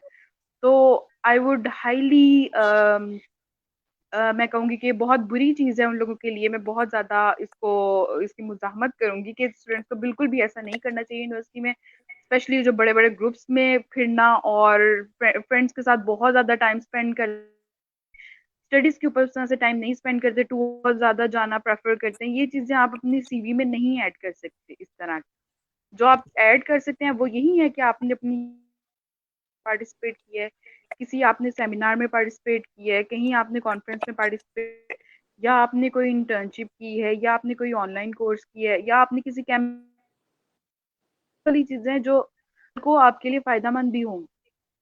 तो मेरे ख्याल में स्टूडेंट्स को चाहिए कि वो अपनी प्रायोरिटीज़ को सबसे पहले सीधा करें। उनको देखना चाहिए कि कौन-सी चीज़ कल को उनके काम आएगी। Thank you. Definitely thank you Aamna. यहाँ पे एक और चीज उस्मान में भाई मुझे थोड़ा-सा टाइम दें, मैं ओके इसमें एक चीज़ ऐड करना चाहूँगी जी, जैसे जी। बिल्कुल स्टार्ट में हुमा ने ये चीज़ बताई कि आपकी मोटिवेशन जो है ना इसमें बहुत मैटर करती है। अब मैं जैसे एक लाइक ऑडियंस में भी आप लोगों की सारी वो डिस्कशन सुन रही हूँ, तो मेरे माइंड में ये एक चीज़ आई है कि आपने देखा है कि एक यहाँ पे आपके ऑर्गेनाइजर्स हैं जो इस स्कॉलरशिप को ऑर्गेनाइज करवा रहे हैं, फिर वो आपके पास कंट्रीज हैं जो इसको अवेल करना चाह रही है, स्टूडेंट्स अप्लाई करते हैं, तो ऑब्वियसली उनके पास जैसे हाँ, आमना ने बड़ा अच्छा कंपैरिजन किया अपने फ्रेंड्स को लेके कि उनका सीजीपीए हाई था, इनका नहीं था, तो ये with in students with in countries में कंपैरिजन होता है। अगर वो किसी और कंट्री के स्टूडेंट्स हैं, उनके पास एक्टिविटीज भी हैं, कुछ भी है, तो उनकी प्रोफाइल स्ट्रांग होती है। और मोटिवेशन में सबसे बड़ी चीज मैटर करती है, अगर आप सिलेक्ट होते हैं तो आपने इंडिपेंडेंटली मूव करना है। एक अकेला बंदा, अगर आप मतलब यूनिवर्सिटी लाइफ में भी एक शाई टाइप के पर्सन हो, आप किसी एक्टिविटी में पार्टिसिपेट नहीं करते, आप में इतने गट्स नहीं है आप टीचर से क्वेश्चन कर सको, तो आप कैसे पाकिस्तान से उठ के दूसरी कंट्री में जा सकते हैं। तो अगर आपके पास एक्टिविटीज, मैं कहती हूँ अगर नहीं भी होगी, अगर आप में कॉन्फिडेंस लाइक मोटिवेशन क्या है, आप एक जॉब के लिए जाते हो तो आपने इंटरव्यू में उसको बताना, जो आपका इंटरव्यू कर रहा है आपने उसको बताना है कि वो आपको जॉब पे क्यों रखे, कुछ आप में है तो वो आपको जॉब पे रखे। तो आपकी मोटिवेशन ये है कि अगर आपने कोई एक्टिविटी की हुई है तो आप उसको हाईलाइट करते हैं कि आप मतलब आसान अल्फाज में हम ये कहेंगे कि आपने डिफेंड करना होता है कि अगर वो अगर आपको स्कॉलरशिप के लिए सेलेक्ट कर रहे हैं तो वो क्यों करें, आप अपने आप को जस्टिफाई करो ना कि आप बेस्ट कैंडिडेट हो। तो ये चीज है जिसमें अगर आपका सीजीपीए नहीं है तो कोई नहीं, ओवरकम हो जाता है। आप बता दें आप में कॉन्फिडेंस है, आप आपने रिसर्च, आपकी रिसर्च में जो है वो माइंड है कि आप ये करना चाहते हो, आप फ्यूचर प्लान बता सकते हो। ठीक है, कई क्योंकि मैं इसी सेशन के थ्रू कहना चाहूंगी, कई स्टूडेंट्स हमसे ये सवाल करते हैं कि हमने तो बैचलर्स में कोई रिसर्च नहीं की हुई, प्रोफेसर के पास तो जो है ना वो मांगते हैं कि कोई पेपर है, नहीं है तो नहीं है, पेपर नहीं है आपके पास, आप उसको प्लान ऐसा बना के दो। अगर आप रिसर्च के लिए मोटिवेटेड हो तो आपने रिसर्च पेपर्स पढ़े होंगे, ठीक है, आपके माइंड में कोई टॉपिक होगा कि इसके ऊपर रिसर्च होनी चाहिए, आप उस पर प्लान उसको दो। जब वो आपका प्लान पढ़ेगा तो उसको पता चलेगा कि नहीं इसका माइनस को मौका नहीं मिला तो अब इसको मौका देना चाहिए। तो ये आपने खुद से अर्न करना होता है। वही बात है कि जैसे हमें कोई कांटेक्ट करता है तो ये कह देता है कि हमें स्कॉलरशिप के बारे में बता दे, स्कॉलरशिप के बारे में हम आपको सिर्फ बता सकते हैं कि ये स्कॉलरशिप है, इसके लिए ऐसे अप्लाई करना है, प्रोफाइल आपकी है, मेहनत आपकी है और उसको अचीव आपने खुद करना है। वो आपको कोई भी प्लेट में बना बनाया स्कॉलरशिप रख के नहीं दे सकता। इवन शायद आप लोगों ने भी ये एक्सपीरियंस किया होगा, जब आप लोग स्कॉलरशिप लेके आ जाते हैं तो आपके फ्रेंड सर्कल जोन में, फैमिली में लोग कह रहे होते हैं यार मुझे भी बुला लो। तो ये वो काम नहीं है कि आपको ही वो जो है ना, जैसे पाकिस्तान से लोग पैसा कमाने के लिए बाहर जाते हैं ना, तो वो रिश्तेदार भी कहते हैं जी इसको, इस मुंडे को बुला लो, इसको भी बुला लो। तो ये ऐसा नहीं है, ये जितने भी स्कॉलरशिप ऐसी चीज है जो आप अचीव करते हैं, ये आपको प्लेट में रख के नहीं मिलता। तो आपकी प्रोफाइल स्ट्रांग हो नहीं हो, आपमें मोटिवेशन होनी चाहिए, जो सबसे बड़ी चीज है कि अगर कोई आपको सेलेक्ट करे तो क्यों करे। जी अच्छा, मैं इसमें एक चीज़ ऐड करना चाहूँगी जो सना आपने कही कि अगर आपका सिलेक्शन हो जाता है और फिर बाद में आपकी फैमिली मेंबर्स या फ्रेंड सर्कल्स में भी कहते हैं। मैंने ऐसे बहुत से बच्चे देखे हैं जो अप्लाई करना चाह रहे होते हैं और उनका बड़ा सिंपल क्वेश्चन होता है, पहला मैसेज के बाद दूसरा मैसेज होता है, क्या आप अपना लेटर दे सकती हैं हमें? मीन्स आपकी मोटिवेशन है, मेरी मोटिवेशन है। बिल्कुल मैं काफ़ी अपनी फ्रेंड से भी डिस्कस करती हूँ। 1-2 दफ़ा मैंने इरम और 1-2 फ्रेंड्स हैं हमारी जो इरास्मस के थ्रू हैं, ये चीज़ें डिस्कस की हैं। हम आपकी हेल्प कर सकते हैं, हम आपको वो प्लेटफॉर्म दे सकते हैं, आप हमें अपना लेटर लिख के भेजें, हम उसमें करेक्शंस करेंगे, सब कुछ कर देंगे। लेकिन हम अपना लेटर या अगर हम ये भी कह दें कि हमारे पास नहीं है तो अपनी किसी फ्रेंड से मांग के दे देना। मतलब हम नहीं दे सकते। आपकी मोटिवेशन आपकी है, आपने क्यों जाना है ये सारा आप पे डिपेंड करता है। हमारी मोटिवेशन हमारी थी। तो आपके प्लेटफॉर्म के थ्रू मैं ये भी कहना चाहूंगी स्टूडेंट्स को कि बच्चों कोई भी चीज आपको नहीं मिलती है, you have to hard work for this. Aamna की स्टोरी आपके सामने है, एरम की स्टोरी आपके सामने है कि आपको हर चीज के लिए, इवन जब मैंने फर्स्ट टाइम अप्लाई किया था मेरा भी रिजेक्शन हुआ था, लेकिन उसके बाद भी मैंने फिर दोबारा अगले साल अप्लाई किया, क्योंकि एक दिन पहले मैंने एप्लीकेशन की थी, मेरा रिजेक्शन हुआ तो मुझे अफसोस भी नहीं हुआ उसका। लेकिन एक चीज जिस पे आपने मेहनत की हो उस पर आपका कभी भी रिजेक्शन नहीं होता, ये मैं आपको 100% गारंटी के साथ लिख के दे सकती हूँ। ये तो हुमा यू वाली हैव टू हुमा वाली यू हैव बात to hard work for this. Means आपको मेहनत करनी है। आपके लिए हम सिर्फ ये कर सकते हैं कि हम आपके लेटर्स को अच्छी तरीके से रिव्यू कर सकते हैं, नहीं तो हम अपने किसी फ्रेंड के थ्रू करवा सकते हैं अगर हम पे सेटिस्फेक्शन है। लेकिन you have to write yourself. ये चीज़ आप ज़रूर लोग बच्चों को कहें कि आपने खुद लिखना है, जो लिखना है। ये मत कहें आप क्यों नहीं दे रहे, अब आपने एटीट्यूड आ गया, अब आप ये हो गए, ऐसा नहीं है। मीन्स यहाँ पे प्लेजरिज्म भी चेक होता है। यहाँ पे हमें नहीं पता होता, मैंने कुछ लोगों से ये सुना है कि यहाँ पे यूरोप में जब आप अपनी लेटर्स देते हैं तो ये प्लेजरिज्म चेक करते हैं। तो अगर मैं आपको अपना दे दूं और सपोज प्लेजरिज्म चेक हो गया, तो आप अपनी कंट्री को डिफेम करें कि एक कंट्री से आ रहे हैं, और ये तो कंट्री डिफेम वाली बात है ना। तो इसलिए काइंडली बच्चों अपना मोटिवेशन लेटर खुद लिखने की ट्राई करें। नहीं, मेरा ख्याल है एथिकली ये चीज सूट ही नहीं ना करती है। आप स्कॉलरशिप अर्न करना चाहते हो तो खुद अर्न करो ना, आपको कोई क्यों सारा कुछ प्रोवाइड करे। अगर आपको बाहर जाके पढ़ना है तो अपनी मेहनत से करो जो भी करना है। यहाँ पे मैं एक और चीज पर्सनली एक्सपीरियंस मेरा जो है मैं वो शेयर कर रहा हूँ, क्योंकि हमारी यूनिवर्सिटीज के अंदर जितना भी कंपटीशन होता है वो सिर्फ CGPA का होता है। तो हर लड़की की ख्वाहिश होती है कि मेरा CGPA अच्छा हो जाए। वो लड़का जो है डिजिटल स्किल्स की तरफ फोकस ही नहीं कर रहा होता कि स्किल्स क्या है, वो वर्बल स्किल्स क्या है, नॉन वर्बल स्किल्स क्या है, और अपनी पब्लिकेशन क्या है। ये सारी चीज़ों पे वो फोकस ही नहीं कर रहा, जिसकी वजह से वो इन चीज़ों को अच्छी तरह समझ नहीं रहा होता। बाद में उससे बड़ा प्रॉब्लम होता है। तो ये चीज़ें मस्ट है कि CGP के साथ जो है आप इंटेलेक्चुअल एबिलिटीज़ भी हों और आपकी एक्टिविटीज़ भी हों। आप ऑनलाइन कोर्सेज़ वगैरह जैसा कि कॉन्फ्रेंस वगैरह अटेंड कर ली। ये चीज़ें बड़ी मैटर करती हैं for the sake of scholarship. तो इसी के साथ इसी तरह से भी उस्मान की बात को जो है वो आगे थोड़ा सा इलेबोरेट करना चाहूँगी। मेरी तरफ से मैं सारे स्टूडेंट्स को एक एडवाइस अपनी तरफ से देना चाहती हूँ। इसी तरह से जैसे अभी उस्मान ने बोला कि सबको चाहिए कुछ कुछ साथ में स्किल्स इस तरह की वो लें। तो आई वुड से कि स्टूडेंट्स जब भी बैचलर्स के स्टूडेंट्स स्पेशली हमारे पाकिस्तान में जब भी यूनिवर्सिटीज़ में जाते हैं, उनको चाहिए साथ में कोई ना कोई ऑनलाइन या कोई भी सर्टिफिकेशन या कोई भी इस तरह का सॉफ्टवेयर सीखें साथ साथ, ताकि उनकी जो है वो सॉफ्ट स्किल्स भी बढ़े और साथ में हार्ड स्किल्स जो है उनकी वो भी पॉलिश होती रहें साथ साथ। और इन द एंड आप लोग अगर आपका नहीं भी होता किसी स्कॉलरशिप पे, या अगर आप बाद में मार्केट में भी जाते हैं तो उसमें भी आपको इससे फ़ायदा होगा। और जब आप अपनी स्कॉलरशिप के लिए अप्लाई करेंगे ना, आप देखेंगे कि आप इससे आपके अंदर भी कॉन्फिडेंस पैदा होगा, आपके अंदर कॉन्फिडेंस भी पैदा होगा और उसके साथ साथ आपकी वैसे भी पर्सनल ग्रूमिंग होगी। और बाद में जब आप पाकिस्तान में भी अगर आप कहीं पे जा रहे हैं किसी भी जॉब के लिए अप्लाई करने के लिए, कहीं पे भी जा रहे हैं, तो वहाँ पे भी आप सिचुएशंस को भी अच्छी तरीके से हैंडल कर सकेंगे। आपकी वहाँ पे भी सबसे अच्छी फिर CV होगी या जो भी आपकी प्रोफाइल वहाँ पे भी सबसे अच्छी होगी, और वहाँ पे भी आपको वो वाली स्किल्स जो हैं वो काम आएंगी ज़रूर। और मेरे ख्याल में स्टूडेंट्स को चाहिए कि यूनिवर्सिटी में ही जैसे ही वो फर्स्ट सेमेस्टर में आते हैं, उसी दौरान ही साथ साथ अपनी कुछ भी बेशक ऑनलाइन फ्रीलांसिंग आप लोग कर सकते हैं। There are lot of softwares, बहुत सी चीज़ें आप लोग साथ साथ कर सकते हैं। वो ज़रूर करें, वो चीज़ें आपको प्रोडक्टिव बनाएंगी और फजूल चीज़ों से आपको बचाएंगी, और आपका काम बहुत अच्छे तरीके से हो जाया करेगा सारा। आपको टाइम मैनेजमेंट की भी आदत डलेगी इस तरह से। अब इसमें मैं अपनी एक छोटी सी एग्जांपल दूंगी। जब मैं यूनिवर्सिटी में थी तब मुझे इतना नहीं पता था। फर्स्ट सेमेस्टर में थी जब मैं, तो I was like an innocent student जैसे यूजुअली सब होते हैं, या एक एक शहर से दूसरे शहर जैसे अक्सर हॉस्टलाइट्स जाते हैं, उनको नहीं पता होता चीज़ों के बारे में काफ़ी। वो लोग ज़्यादातर अपनी स्टडी के ऊपर ही फोकस होते हैं, और हॉस्टल में आना जाना इन्हीं चीज़ों के ऊपर उनका ज़्यादा फोकस होता है, या उनकी टेंशन यही चीज़ें होती हैं।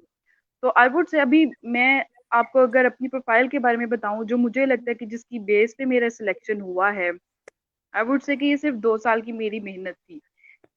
मेरे फोर्थ सेमेस्टर से लेके मैंने अपने 8th सेमेस्टर तक जितना भी काम किया, आई वुड से कि वो मैं अपनी तरफ से अगर उसको एनालाइज करूँ तो मेरे ख्याल में वही चीज़ें थी जो ज़्यादा वर्थ थी, जिसकी वजह से आई वुड से कि मेरा सिलेक्शन भी हुआ हो गया, मेरी प्रोफाइल ज़्यादा अच्छी बनी थी। जो पहले मेरे 2 साल थे जिसमें मुझे इन चीज़ों के बारे में पता ही नहीं था, मैं उस पे अक्सर औकात रिग्रेट भी करती हूँ कि अगर मुझे इन चीज़ों का पता होता तो शायद मेरी और ज़्यादा अच्छी प्रोफाइल होती।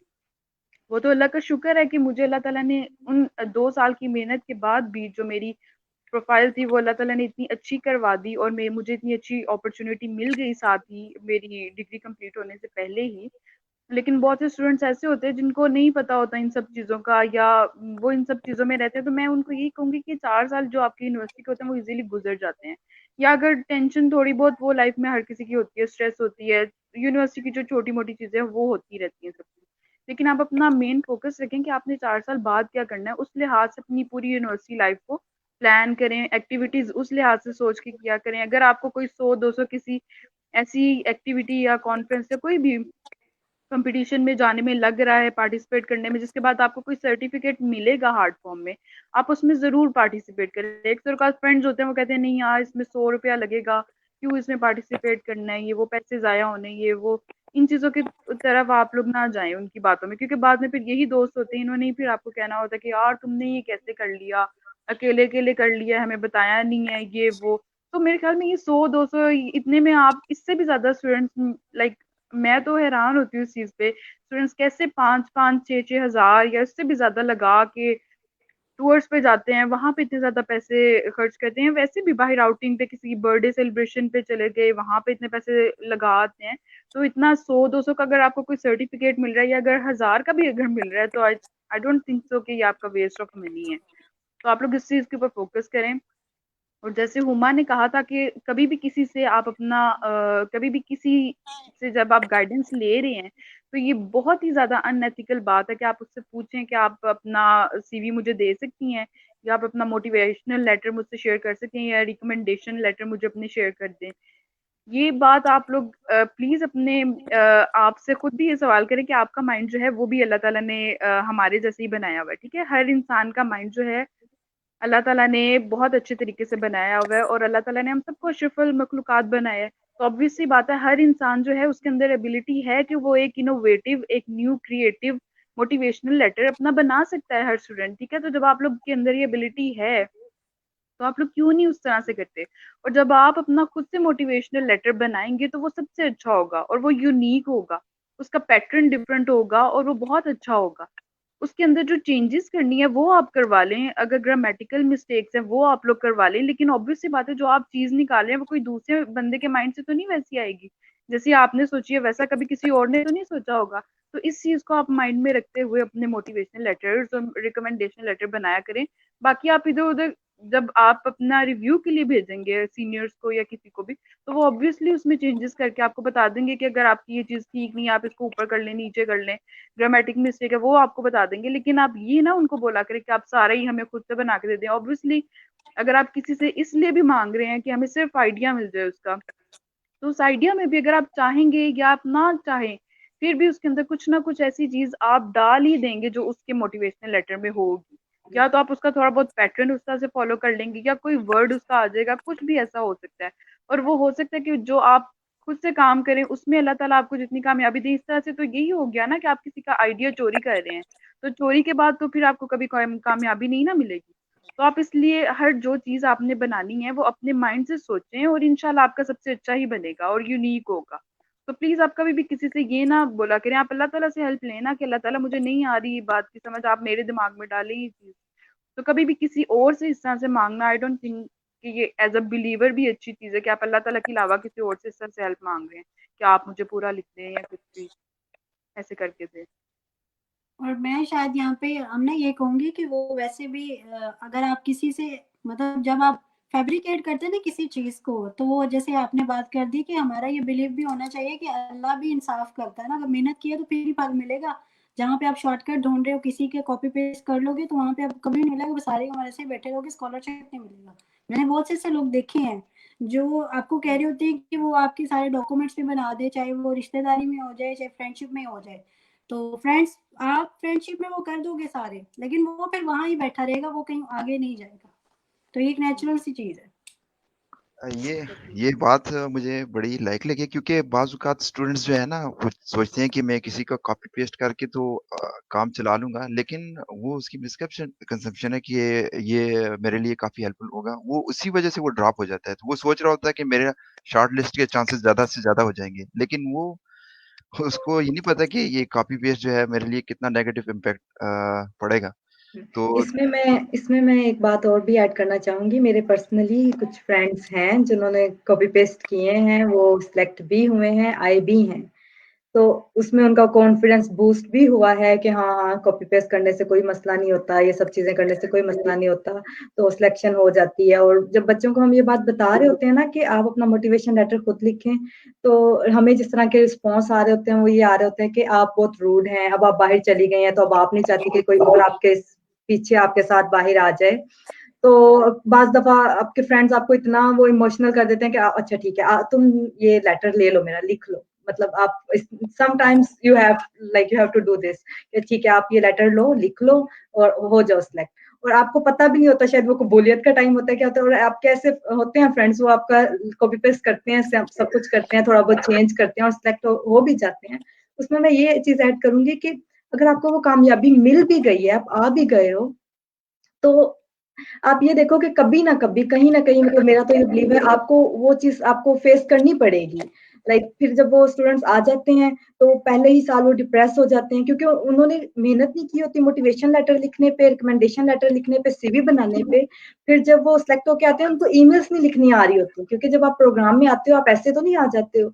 फिर जो अगर मैंने लिखा होता है कि मुझे एल्गोरिथम का सब्जेक्ट बहुत पसंद है अपने मोटिवेशन लेटर में, अब उस स्टूडेंट ने भी यही लिखा होता है मुझे एल्गोरिथम का सब्जेक्ट बहुत पसंद है, मैं तो इसलिए ये प्रोग्राम पे आ रही हूँ। लेकिन जब सिलेक्ट होके आते हैं और एल्गोरिथम का प्रोग्राम वो पढ़ना पड़ता है, वो प्रोग्रामिंग सीखनी पड़ती है, तब जाके आपको पता लगता है कि ये तो बहुत ही कोई मुश्किल चीज है। और फिर आपके वही कोऑर्डिनेटर्स जिनको आपने वो लेटर भेजे होते हैं, वो देख रहे होते हैं कि अच्छा इस बच्चे को इस सब्जेक्ट में इतनी मुश्किल आ रही है मोटिवेशन लेटर में, तो इसने ये लिखा था। तो वहां पे फिर होता कुछ नहीं है, वहां पे आपकी लाइफ पे हो सकता है इतना फर्क ना पड़ रहा हो, लेकिन एज अ होल आप पाकिस्तान को बहुत ज्यादा डिफेम कर रहे होते हैं कि बच्चे इतनी इतनी बड़ी बड़ी बातें करके आते हैं, और जब यहाँ आते हैं तो उनमें ना तो कॉन्फिडेंस होता है वो वाला जो उन्होंने मोटिवेशन लेटर में शो किया होता है, ना उनमें वो उस तरह से वो वाला जज्बा होता है, क्योंकि आपने किसी का कॉपी किया होता है ना, आप सिलेक्ट होके आ जाते हो। फिर एट द एंड वो ही यही वाले वो जो स्टूडेंट्स हैं जब सिलेक्ट होके आते हैं, यही फिर वही सर्कुलेट करी जा रहे होते हैं मोटिवेशन लेटर जो भी उनसे मांगता है, क्योंकि जाहिर है वो एक अलुमनाई बन जाता है ना। तो अलुमनाई, मैं ये कहूंगी ये एक बहुत बड़ी रिस्पॉन्सिबिलिटी है अलुमनाई बनना। जब आप अलुमनाई बन जाते हो तो एक रिस्पॉन्सिबिलिटी है। अगर आप ऐसे ही मोटिवेशन लेटर, बहुत सारे स्टूडेंट्स है जैसे बांट रहे होते हैं, अच्छा अच्छा ये मोटिवेशन लेटर मेरा ले लो, लिख लो, सिलेक्ट हो जाओ, तो आप बेसिकली ये सिखा रहे हैं उनको कि ठीक है मेहनत करने की कोई जरूरत नहीं है, आप ऐसे सिलेक्ट होके आ जाओगे। लेकिन उसके मैंने बहुत सारे डिसएडवांटेजेस देखे हैं। आगे आपको प्रोफेसर से बात करनी नहीं आ रही होती, आपको चीजें आनी नहीं होती, इधर भी वो लोग कंफ्यूज हो जाते हैं, क्योंकि यहाँ पे तो उनको यही लग रहा होता है ना कि हम ऑनेस्ट होकर ही आए हैं, हमने कोई डिसऑनेस्टी नहीं की, तो फिर वो भी कंफ्यूज हो जाते हैं कि ये स्टूडेंट हमने तो इस तरह से सिलेक्ट किया। तो जाहिर है आप खुद बताएं कि मैं एक प्रोग्राम की कोऑर्डिनेटर हूँ और मुझे सिलेक्ट करना है, अब मैं इन पर्सन तो उस बंदे को नहीं मिल सकती है, जज कर सकती, तो मैं तो उसका मोटिवेशन लेटर पढ़ूंगी, उसकी सीवी देखूंगी, उसकी हर चीज, मुझे तो वही चीजें जो सामने है वही इंप्रेस करेंगी। कुछ प्रोग्राम्स में तो इंटरव्यू भी नहीं होता है अरास्मस के, तो वो पर्सनल इन पर्सन आप कभी उस बंदे को मिले ही नहीं हो, तो वो जो लेटर है वो किसी और का है, सीवी किसी और की है। तो बेसिकली एक कोऑर्डिनेटर किसी और की चीजें पढ़ के एक ऐसे बच्चे को सिलेक्ट कर लेती है जिसने खुद कुछ भी नहीं किया होता, और जब वही बच्चा आता है तो वो लोग भी कंफ्यूज, मैंने खुद ये चीजें देखी हैं, वो लोग भी कंफ्यूज हो जाते हैं। और इवन वो मैंने ये भी देखा है कि वो सोच रहे होते हैं कि नेक्स्ट टाइम हमने इस कंट्री से या इस डिपार्टमेंट से हमने बच्चे नहीं सिलेक्ट करने, मतलब इस तरह से हमने नहीं करना। तो ये भी एक बहुत बड़ी आपकी कह लो कि एक ड्रॉबैक होता है कि आप अपने डिपार्टमेंट को जहां से आप आ रहे हो, अगर आपको ये लगता है कि बस ये लोग एक ही दफा पढ़ते हैं, ऐसा कुछ नहीं होता। डिफरेंट डिफरेंट प्रोसेस से गुजर होता है आपका लेटर, बहुत सारे लोग पढ़ रहे होते हैं, और फिर आप उस स्टेज पे पहुंचते हो सिलेक्शन की।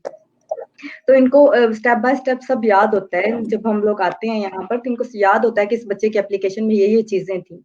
तो उस टाइम आप अपने मुल्क का सिर्फ एक छोटी सी अचीवमेंट के लिए जो आप कर भी लेते हो, आपका नाम भी हो जाता है, उसके लिए आप इतना करते भी हो। इस मामले में मतलब मैं यही कहूंगी कि ये एग्जाम्पल्स भी हैं जो बच्चे सिलेक्ट हो भी जाते हैं ऐसे करके, लेकिन उसमें इन द लॉन्ग रन कहीं ना कहीं फिर वो सफर भी करते हैं, वो डिप्रेस भी होते हैं। फिर वही वो स्टूडेंट्स हैं जो कह रहे होते हैं कि नहीं नहीं, मतलब प्रोग्राम बहुत मुश्किल है, स्टडी बहुत मुश्किल है, पाकिस्तान ऑफ कोर्स मुश्किल है यहाँ पे, लेकिन उनको फिर ज्यादा ही मुश्किल लग रही होती है क्योंकि खुद से मेहनत नहीं की होती उन लोगों ने।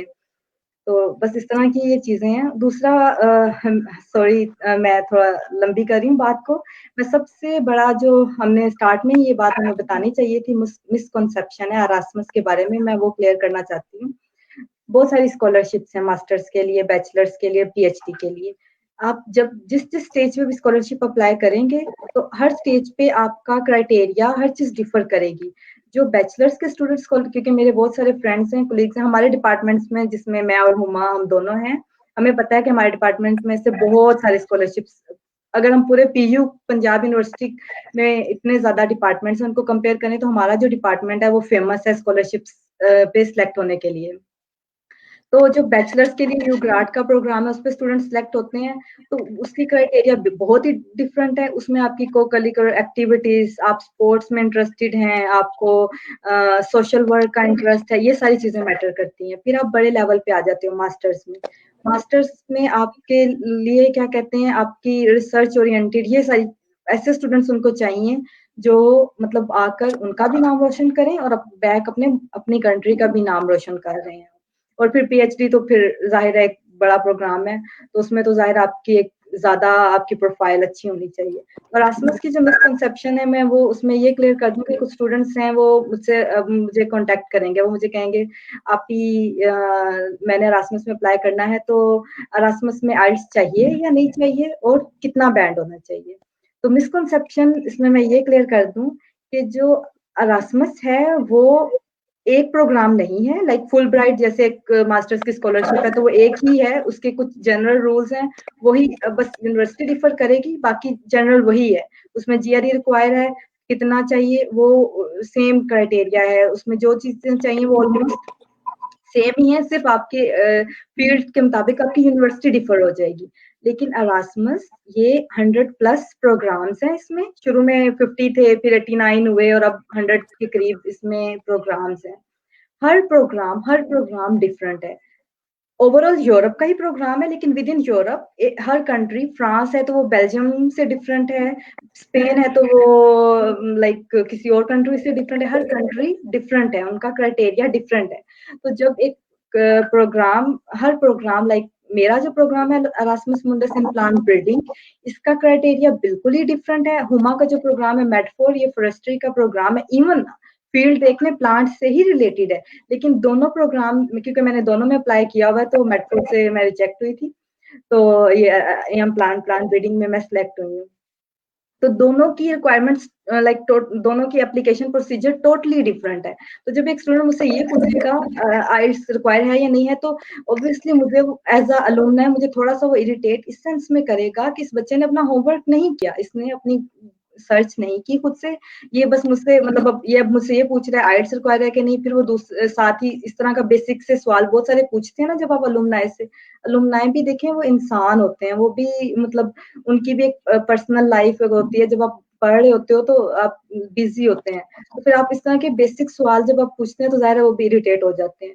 तो एरास्मस 100+ प्रोग्राम है, ईच प्रोग्राम रिक्वायरमेंट डिफर करती है। मेरे प्रोग्राम में आइल्स नहीं रिक्वायर्ड, हुमा के प्रोग्राम में कंपलसरी हो सकता है। और साइकोलॉजी का कोई प्रोग्राम है उसमें हो सकता है मोटिवेशन लेटर मांगा ही ना हो, वो टोटली आपको जज ही इंटरव्यू के बेस पे करें। और लाइक मेरे प्रोग्राम में नहीं, उसमें मतलब उन्होंने चीजें डिवाइड की हुई हैं। मैं आपको एग्जांपल दे सकती हूँ कि मेरे प्रोग्राम में इंटरव्यू भी है, लाइक और मोटिवेशन लेटर भी है, रिकमेंडेशन लेटर भी, सबके उन्होंने मार्क्स रखे हुए हैं 20 इस तरह करके उन्होंने टोटल 100 मार्क्स रखे हुए हैं। सेम में प्लांट से ही रिलेटेड, एग्रीकल्चर से रिलेटेड प्रोग्राम है प्लांट हेल्थ, उसमें मेरी फ्रेंड सेलेक्ट हुई थी मेरे साथ ही। उसमें इंटरव्यू होता ही नहीं है, उसमें टोटली आपको जज ही आपके मोटिवेशन लेटर की बेस पे करते हैं, आपकी चीजों की बेस पे करते हैं। तो हर प्रोग्राम इसमें डिफरेंट है, बिल्कुल टोटली डिफरेंट है। अगर साइकोलॉजी का बंदा मुझसे कांटेक्ट करेगा एरास्मस के लिए तो मैं उसे इन जनरल कांटेक्ट कर बता सकती हूँ कि जनरली क्या क्या चीजें रिक्वायर्ड है और जनरली एक यूरोपियन क्या फॉर्मेट है, सीवी का क्या फॉर्मेट, हर चीज। लेकिन अगर मैं उसे इन डेप्थ उस प्रोग्राम के बारे में बता दूं तो ये एक गलत एक्सपेक्टेशन होगी मेरे से उस बंदे की। दूसरा मैं इसमें ये ऐड कर दूं कि ये लाइक मिसकंसेप्शन है कि आइल्स रिक्वायर है कि नहीं, वो आपको प्रोग्राम एरास्मस में रिक्वायर है कि नहीं है कोई भी आंसर नहीं कर सकता। हाँ, एरास्मस के इस प्रोग्राम में रिक्वायर है कि नहीं है वो आपको बताया जा सकता है। दूसरी इसमें मिसकंसेप्शन ये है कि बच्चों को पता चला, अभी जैसे अभी ये सेशन हो रहा है, कुछ बच्चे होंगे बिल्कुल ही ब्लैंक, उनको बिल्कुल भी स्कॉलरशिप्स का पता नहीं होगा, उन्होंने सिर्फ ये प्रोग्राम सुनना है, उन्होंने गूगल करेंगे कि लेटर कैसे लिखते हैं, मोटिवेशन लेटर, वो अपना एक जनरल मोटिवेशन लेटर लिख के बैठ जाएंगे, फिर वो मेरे से कांटेक्ट करेंगे, आमना से कर सकते हैं, हुमा से कर सकते हैं, वो कांटेक्ट करेंगे और कहेंगे हमारा लेटर चेक कर दो। अब मुझे नहीं पता कि उस बच्चे ने उसने जनरल एरास्मस के लिए लिख के मुझे सेंड कर दिया, मुझे नहीं पता उस बच्चे ने किस प्रोग्राम पे अप्लाई करना है, कितने प्रोग्राम्स पे अप्लाई करना है और उसका बैकग्राउंड क्या है। तो अभी अगर आप मेरी ये पोस्ट सुनी है और आप बिल्कुल ब्लैंक हैं, तो आपने सबसे पहले लेटर नहीं लिखना, आपने सबसे पहले प्रोग्राम में जाना है, डिटेल्स देखनी, इवन उसमें रिक्वायर्ड है भी कि नहीं, बहुत सारे बच्चों ने ऐसे किया है। और इवन लाइक रिक्वायर्ड है भी तो किस तरह का रिक्वायर्ड है, मतलब मेरा प्रोग्राम है, कुछ स्टूडेंट्स ने मुझे कॉन्टेक्ट किया और कहा कि ये मेरा ईएम प्लांट का मोटिवेशन लेटर है, आप मुझे चेक करके इसमें मुझे कर दें। लाइक वो एक अच्छा गेस्चर था, स्टूडेंट ने खुद मेहनत की, मुझसे मांगने की बजाय मुझे लेटर चेक करवा दी, लेकिन उसने गलती किया कि उसने प्रोग्राम तो खोल के नहीं देखा। मेरे प्रोग्राम में तो लेटर रिक्वायर ही नहीं है, मेरे प्रोग्राम में जो लेटर है वो इन फॉर्म ऑफ क्वेश्चन है, उसमें 5 क्वेश्चन आंसर्स हैं, आपने वो आंसर करना है, वही आपका मोटिवेशन लेटर है। लाइक वो काइंड ऑफ मोटिवेशन लेटर ही है, लेकिन वो क्वेश्चन आंसर, हर क्वेश्चन का आपने 500 वर्ड्स में, मेरे टाइम पे 500 वर्ड्स में आंसर करना था। तो आप मतलब आप लाइक बिल्कुल अप्लाई करने से 5 दिन पहले एक अलुमनाई को अपना एक जनरल मोटिवेशन लेटर दे रहे हो, तो उससे अलुमनाई भी इरिटेट हो जाता है कि इस बच्चे ने अपना होमवर्क ही नहीं किया। तो ये आपको एटलीस्ट अरास्मस में मैं तो कहूंगी कि आप लाइक 4 to 5 मंथ्स पहले ही अपनी एप्लीकेशन प्रिपेयर, ये एक मिनिमम टाइम स्पैन में बता रही हूँ आपको, इवन इससे भी पहले अपनी इस पे हार्ड वर्क करना शुरू कर देना चाहिए अगर आप अप्लाई करना चाहते हैं तो। दूसरी मिसकंसेप्शन जो है वो स्टूडेंट्स ये पूछते हैं कि मैंने मास्टर्स कर लिया।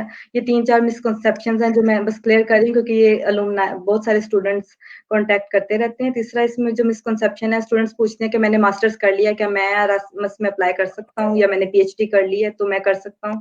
तो इसमें मैं ये क्लियर कर दूँ कि इसमें 6 सेमेस्टर्स का, जब आपने बैचलर्स में आप 6 सेमेस्टर आपके पास ट्रांसक्रिप्ट आ जाता है तो अप्लाई कर सकते हैं। उसमें एग्जाम्पल मैं हूँ, आमना है, कि हमने अपने 6 सेमेस्टर में ही अप्लाई किया था, और हमारी इवन अभी हमने डिग्री कंप्लीट नहीं की थी बैचलर्स की और हमारी सिलेक्शन हो गई थी। हुमा है जो मास्टर्स करके, आई गेस उन्होंने मास्टर्स कंप्लीट कर लिया था पाकिस्तान में, और फिर इस मास्टर्स के प्रोग्राम में अप्लाई किया था, वो उनकी भी सिलेक्शन हो गई। कुछ स्टूडेंट्स हैं जो इवन पीएचडी में इनरोल थे पाकिस्तान में, और पीएचडी का भी उनका पहला दूसरा साल चल रहा था, और फिर उन्होंने इस मास्टर्स में अप्लाई किया है तो उनकी भी सिलेक्शन हो गई है।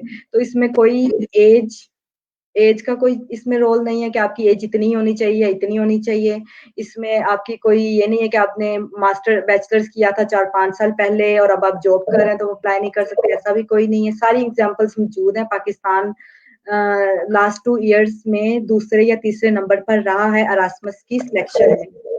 लाइक पहले नंबर पे हमेशा ब्राजील आता है, फिर नेपाल, पाकिस्तान, कभी पाकिस्तान, कभी नेपाल। तो इसमें 100 प्लस स्टूडेंट सिलेक्ट होते हैं। हर तरह के एग्जाम्पल मौजूद है। 2.5 वाले जीपे वाले भी मौजूद है। 5 साल पहले बैचलर्स किया था, फिर 5 साल जॉब की है, वो वाली एग्जाम्पल भी मौजूद है।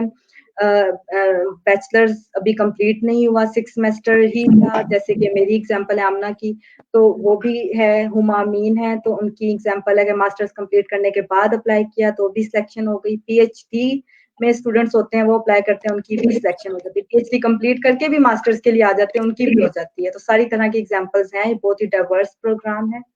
तो ये वाली मिसकंसेप्शंस मैं आपकी क्लियर कर दूं। अपना होमवर्क जरूर किया करें, अलुमनाई से कांटेक्ट करने से पहले अच्छे से प्रोग्राम की डिटेल्स देखा करें। उससे अलुमनाई का भी वो अच्छा लगता है, ऐसे स्टूडेंट की हेल्प करने में मजा आता है कि एक स्टूडेंट उसने एटलीस्ट एफर्ट की है, वो फिर आपके पास आया है, फिर अगर वो 20 क्वेश्चन भी पूछता है ना तो अच्छा लग रहा होता है कि अच्छा ये बच्चा मेहनत करके आया है। लेकिन जैसे ही अभी हम लोग शट डाउन करेंगे अपना प्रोग्राम, वैसे ही स्टूडेंट्स आ जाएंगे और कहेंगे कि मोटिवेशन लेटर ये है, ये चेक कर दे, ऐसे कर दे, तो उससे फिर जाहिर है पता चल जाता है कि अच्छा बच्चे में बस उसने अभी अभी वो एकदम से जज्बा आ जाता है ना, एक सेशन सुन लिया तो अभी अभी जज्बा आया तो अभी ही आ गया, अभी थोड़ी देर बाद ये जज्बा भी खत्म हो जाना है और इसने होमवर्क भी नहीं करना। तो फिर अलुमनाई भी वो भी इंसान होते हैं, कतरा रहे होते हैं। ऐसा कुछ नहीं होता कि हम रूड हो जाते हैं। हम जब बाहर आते हैं तो हमें और अच्छा लगता है जब पीछे से स्टूडेंट्स आते हैं। हम लोग जब इस प्रोग्राम पे सिलेक्ट हुए थे तो मैं और मेरे एक कोलीग और हम 3 फ्रेंड्स थे। हम जब हमने अप्लाई किया था तो हमारा तो मोटिवेशन ये था कि हम तीनों ने इकट्ठे सिलेक्ट होना है। वो इसलिए था कि जो हमारे स्टूडेंट्स थे वो यूग्राड पे गए थे, तो उन्होंने वहां पे देखा था कि जो लाम्स और इस तरह की बड़ी बड़ी यूनिवर्सिटीज है ना जिनके स्टूडेंट्स की ऑलरेडी ग्रूमिंग हुई होती है, वहां से ग्रुप ऑफ फ्रेंड्स सिलेक्ट होते हैं। तो हमारा भी मोटिवेशन था कि अब हम तीनों ने सिलेक्ट होना है, इकट्ठे सिलेक्ट होना है, और हम तीनों इकट्ठे सिलेक्ट हुए भी थे। तो और हम जब आते हैं तो हमें बड़ी खुशी होती है जब पीछे से और स्टूडेंट्स आ रहे होते हैं। हमारे बाद हमारे ही डिपार्टमेंट से हम 3 सिलेक्ट हुए थे, हमारे ही अगले साल 5 सिलेक्ट हुए थे, उनमें ये हुमा भी है। तो हमें बहुत खुशी हो रही होती है। ऐसा कुछ भी नहीं होता कि हमें यहाँ आके लगता है कि हम आ गए, अब पीछे से कोई भी ना आए। तो ये सारी बस मिसकंसेप्शंस अपने दिमागों से निकालें और हार्ड वर्क करें, और आगे मैं कहूंगी कि आप कंटिन्यू करें। Thank you. इरम, आपने बड़ी ब्रीफली एक्सप्लेन किया और सारी जो मिसकंसेप्शन थी वो सारी आई थिंक व्यूअर को अंडरस्टैंड हो जाना चाहिए कि जो भी मिस्टेक वो करते आ रहे हैं तो वो चीज़ें अब दोबारा रिपीट नहीं होंगी इंशाल्लाह, आई होप। और अच्छा, हाँ, ये बात उस्मान यहाँ भाई पे है मैं कि सच हाँ, हमने देख लिया। उस्मान सॉरी। भाई सॉरी आपको इंटरप्ट करने के लिए। एक्चुअली हमारे सेशन का टाइम है 1 घंटे, तो 1 घंटा ऑलमोस्ट हो गया है, तो हम इस सेशन को वाइंड अप करने की तरफ आएंगे। इरम ने बहुत अच्छा एक्सप्लेन कर दिया। आई थिंक इरम साथ में कमेंट्स भी पढ़ी हैं, जो क्वेश्चंस आते थे कुछ ये, तो आई थिंक कई लोग कह भी रहे हैं हमारे क्वेश्चंस के रिप्लाई कर दिए, तो वो हुमा ने इरम ने इसको काफ़ी अच्छे से एक्सप्लेन कर दिया। हमारे पास जर्नल क्राइटेरिया में पता चल गया, आपने जाके वेबसाइट पे चेक करना, आपके पास सारा कुछ है। हम जो लास्ट में 2-3 चीज़ें इसमें डिस्कस करेंगे। कुछ स्टूडेंट्स अमाउंट पूछते हैं कि स्कॉलरशिप की अमाउंट क्या है, हम उसको थोड़ा-सा बता दें, और फिर हम जितने हमारे स्कॉलर्स हैं वो अपना एक्सपीरियंस शेयर कर दें कि एज़ अ एम्बेसडर आप इस स्कॉलरशिप को कैसे मतलब कहेंगे स्टूडेंट्स को कि उनको ज़रूर अप्लाई करना चाहिए, आपने इससे क्या सीखा, और क्यों स्टूडेंट्स को अप्लाई करना चाहिए, और फ्यूचर में उनको इससे क्या फ़ायदा होता है। तो इसको काइंडली कवर अप करें, क्योंकि क्वेश्चन आई थिंक इरम पढ़ी थी, उन्होंने साथ में आंसर कर दिए सारे। हमारे पास ज़्यादा टाइम नहीं है, तो सेशन एक्सक्यूज, वाइंड अप करना है। यहाँ पे एक और चीज़ जो रह गई है, मैं वो थोड़ा-सा बताना जी, जी।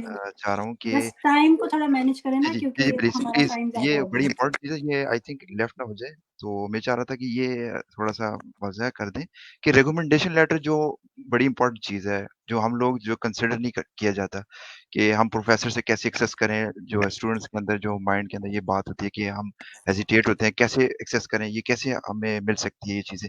क्या आप ना ये बता सकती हैं कि रिकमेंडेशन लेटर हम कैसे अवेल कर सकते हैं? क्या इसके लिए प्रोफ़ेसर के साथ हम इन कॉन्टैक्ट में रहें, या क्या ऐसी चीज़ें जो हमें प्रोफ़ेसर ईज़िली हमें प्रोवाइड कर सके रिकमेंडेशन लेटर?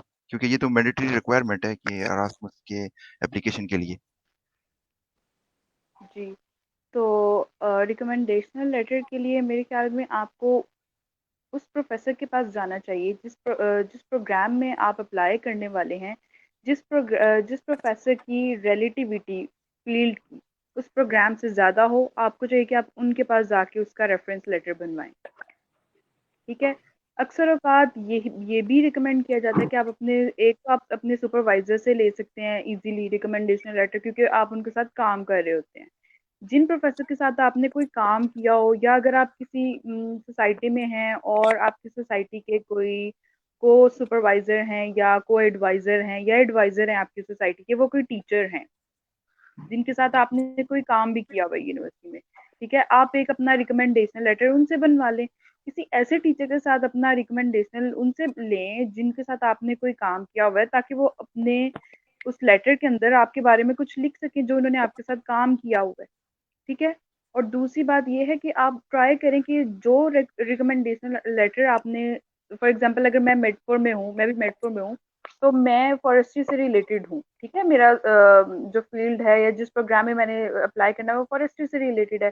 तो मुझे चाहिए कि मैं किसी इस तरह के प्रोफ़ेसर से लूँ अपना रिकमेंडेशन लेटर, जो फॉरेस्ट्री से रिलेटेड हो, या वो बायोलॉजिकल कंजर्वेशन से रिलेटेड हो, या वो बॉटनी से रिलेटेड हो, मतलब जो प्लांट से रिलेटेड कोई प्रोफेसर जिसने काम किया हो उस पे, और मैंने भी उनके साथ काम किया हो, उसी के ऊपर ही नहीं, मतलब इसी फील्ड के में या इसी चीज़ से रिलेटेड नहीं काम किया हो सिर्फ। अगर मैंने उनके साथ कोई और भी एक्स्ट्रा करिकुलर एक्टिविटीज़ की हुई हैं, लेकिन वो वाले प्रोफेसर का फील्ड यही वाला है जिस प्रोग्राम में मैंने अप्लाई करना है, तो मैं उनका रिकमेंडेशन लेटर ले सकती हूँ। इन माय केस मैंने अपनी एक एडवाइज़र थी मेरी सोसाइटी की, उनसे मैंने लिया था। वो साथ में मेरी क्लास टीचर भी थी, और साथ में उनके साथ मैंने सोसाइटी में भी बहुत सारे इस तरह के काम किए हुए थे जो फॉरेस्ट्री से रिलेटेड भी थे। फॉर एग्ज़ाम्पल मैंने WWF के साथ एक कैंपेन हम लोगों ने की थी, प्लांटेशन कैंपेन की थी वो। तो मैंने उन्होंने वो उसके अंदर मेंशन किया, उसके अलावा मैंने और जितने भी इवेंट्स वगैरह ऑर्गेनाइज़ करवाए थे उनके साथ सोसाइटी में, उन्होंने वो उसके अंदर मेंशन कर दिया। मतलब there were a lot of things जो भी मैंने उनके साथ की हुई थी। उसके अलावा एक रिकमेंडेशन लेटर मैंने अपने सुपरवाइज़र से लिया, क्योंकि उनके साथ मैं काम कर रही थी। उनको पता था मैं किस तरह से डेडिकेशन के साथ काम कर रही हूँ, या मेरी पंक्चुअलिटी, मैं अपनी रिसर्च वर्क की तरफ कितनी ज़्यादा मोटिवेटेड हूँ, डेडिकेशन मेरी उसमें क्या है, जो भी है। तो मतलब इस तरह से ऐसे टीचर के साथ करें जो आपके बारे में कुछ एक्सप्लेन भी कर सके, और जो बता सके कि इस बच्चे ने मेरे साथ टाइम स्पेंड किया है और इसका मेरे साथ टाइम किस तरह से स्पेंड हुआ है, ये कितना ज़्यादा अपने काम से सिंसियर था, काम को लेके कितना ज़्यादा ये मोटिवेटेड था। मतलब इस तरह का आप देख लें, ऐसे प्रोफेसर हों जो आपके बारे में कुछ लिख भी सकें इन रियल। और वो यहाँ पे या एक और आपको चीज़ कोई मैं लाइक ऐड यहाँ पे मैं एक और चीज़ ऐड करता चलूँ। बाज़ औक़ात जो है कि स्टूडेंट्स कहीं दूर है या प्रोफ़ेसर जो वो लाइक कर रहा है, जो जिसके साथ उसने काम किया है, वो शायद वो अब्रॉड हो, तो वो सम टाइम वो ईमेल करता है और प्रोफ़ेसर को एक्सेस करने की कोशिश करता है, लेकिन वो जवाब नहीं ले पाता। तो इस दौर में वो लड़के स्टूडेंट्स जो है खुद अपना रिकमेंडेशन लेटर खुद बना के देते हैं। तो इस बारे में आप क्या सजेशन अक्सर देती हैं अपने? हाँ, अक्सर औक़ात ऐसे भी होता है, लाइक मैंने अपने केस में ऐसे ही किया था, क्योंकि ऑब्वियसली यूनिवर्सिटी में जो हमारे प्रोफेसर्स वगैरह होते हैं, उन्होंने भी क्लासेस लेनी होती हैं, वो भी बिजी होते हैं। इतना ज़्यादा किसी के पास टाइम नहीं होता कि वो फुल फ्लेज बैठ के इतना सोचे फुल और फिर लिखे, क्योंकि उसकी भी एक लिमिट होती है कि आपने इतने वर्ड्स का आपका रिकमेंडेशन लेटर भी होना चाहिए। तो मुझे स्कॉलरशिप का मेरे एक प्रोफेसर से पता चला था, उन्होंने मुझे रिकमेंड किया कि आप इस तरह करें, आप खुद से रिकमेंडेशन लेटर भी खुद लिखें, जैसे मोटिवेशनल लेटर लिखा था। उसी तरह रिकमेंडेशन लेटर भी खुद से लिखें और उसके अंदर वो सारी एक्टिविटीज़ मेंशन करें जो आपने इस टीचर के साथ की हुई हैं, ठीक है? और सारा फॉर्मेट जो है रिकमेंडेशन लेटर का जैसे होता है आप वैसा बनाएँ, और फिर बाद में वो वाला आपका जो तैयारशुदा रिकमेंडेशन लेटर है वो आप जाके अपने उसी प्रोफ़ेसर को दिखा दें जिसके साथ आपने काम करना है। उनको बोले कि मैंने आपके साथ जो भी एक्टिविटीज़ की थी मैंने इसके अंदर वो मेंशन की हैं और इस तरह से मैंने ये बनाया, आप इसको एक दफ़ा रिव्यू कर लें। अगर इसमें आपको लगता है कोई चीज़ मुझे मेंशन नहीं करनी चाहिए या और मेंशन करनी चाहिए या जो भी चेंजेज़ आप चाहते हैं अगर करना, तो आप मुझे बता दें, मैं इसको बस चेंजेज़ कर दूँगा और एंड पे आप फिर अपनी साइन कर दीजिएगा या जो भी वो अपने लेटर हेड से प्रोफेसर जो हैं वो निकाल देते हैं। तो मेरे केस में ऐसे ही हुआ था, मैंने खुद से अपना रिकमेंडेशन लेटर लिखा था फुल, फिर मैंने अपने प्रोफेसर को चेक करवा दिया एंड पे दोनों प्रोफेसर्स को, उन्होंने उसको देख लिया अच्छी तरह से, जो भी उसमें मिस्टेक्स वगैरह थी, मिस्टेक्स तो खैर शुक्र है नहीं थी अंदर, तो उन्होंने फिर एंड पे साइन करके और अपने-अपने लेटर हेड से वो मुझे प्रिंट आउट कर दिया। लेकिन ये भी डिपेंड करता है, कुछ प्रोग्राम्स के अंदर स्टूडेंट्स ने खुद जो है वो रिकमेंडेशन लेटर उनको सेंड करने होते हैं और कुछ प्रोग्राम्स के अंदर आपने सिर्फ अपने जो रिकमेंडी है आपका, उसका आपने एड्रेस, ईमेल एड्रेस और उनका कॉन्टैक्ट नंबर, उनकी जो भी उनकी पोस्ट है यूनिवर्सिटी में वो ये सारी चीज़ें आपने फिल करनी होती हैं एप्लीकेशन फॉर्म के अंदर। वो खुद ही प्रोग्राम वाले जो हैं वो उनके साथ जो है वो कॉन्टैक्ट करते हैं और फिर वो वाले प्रोफ़ेसर ने उनको सेंड करना होता है डायरेक्टली। वो फिर आपने नहीं सेंड करना होता। मैंने ये मिस्टेक की थी, शायद मेरे ज़हन से ये निकल गई चीज़, या मुझे अच्छी तरह से इसकी समझ नहीं आई थी। तो मैंने ये रिकमेंडेशन लेटर खुद ही से उनको सेंड कर दिए थे।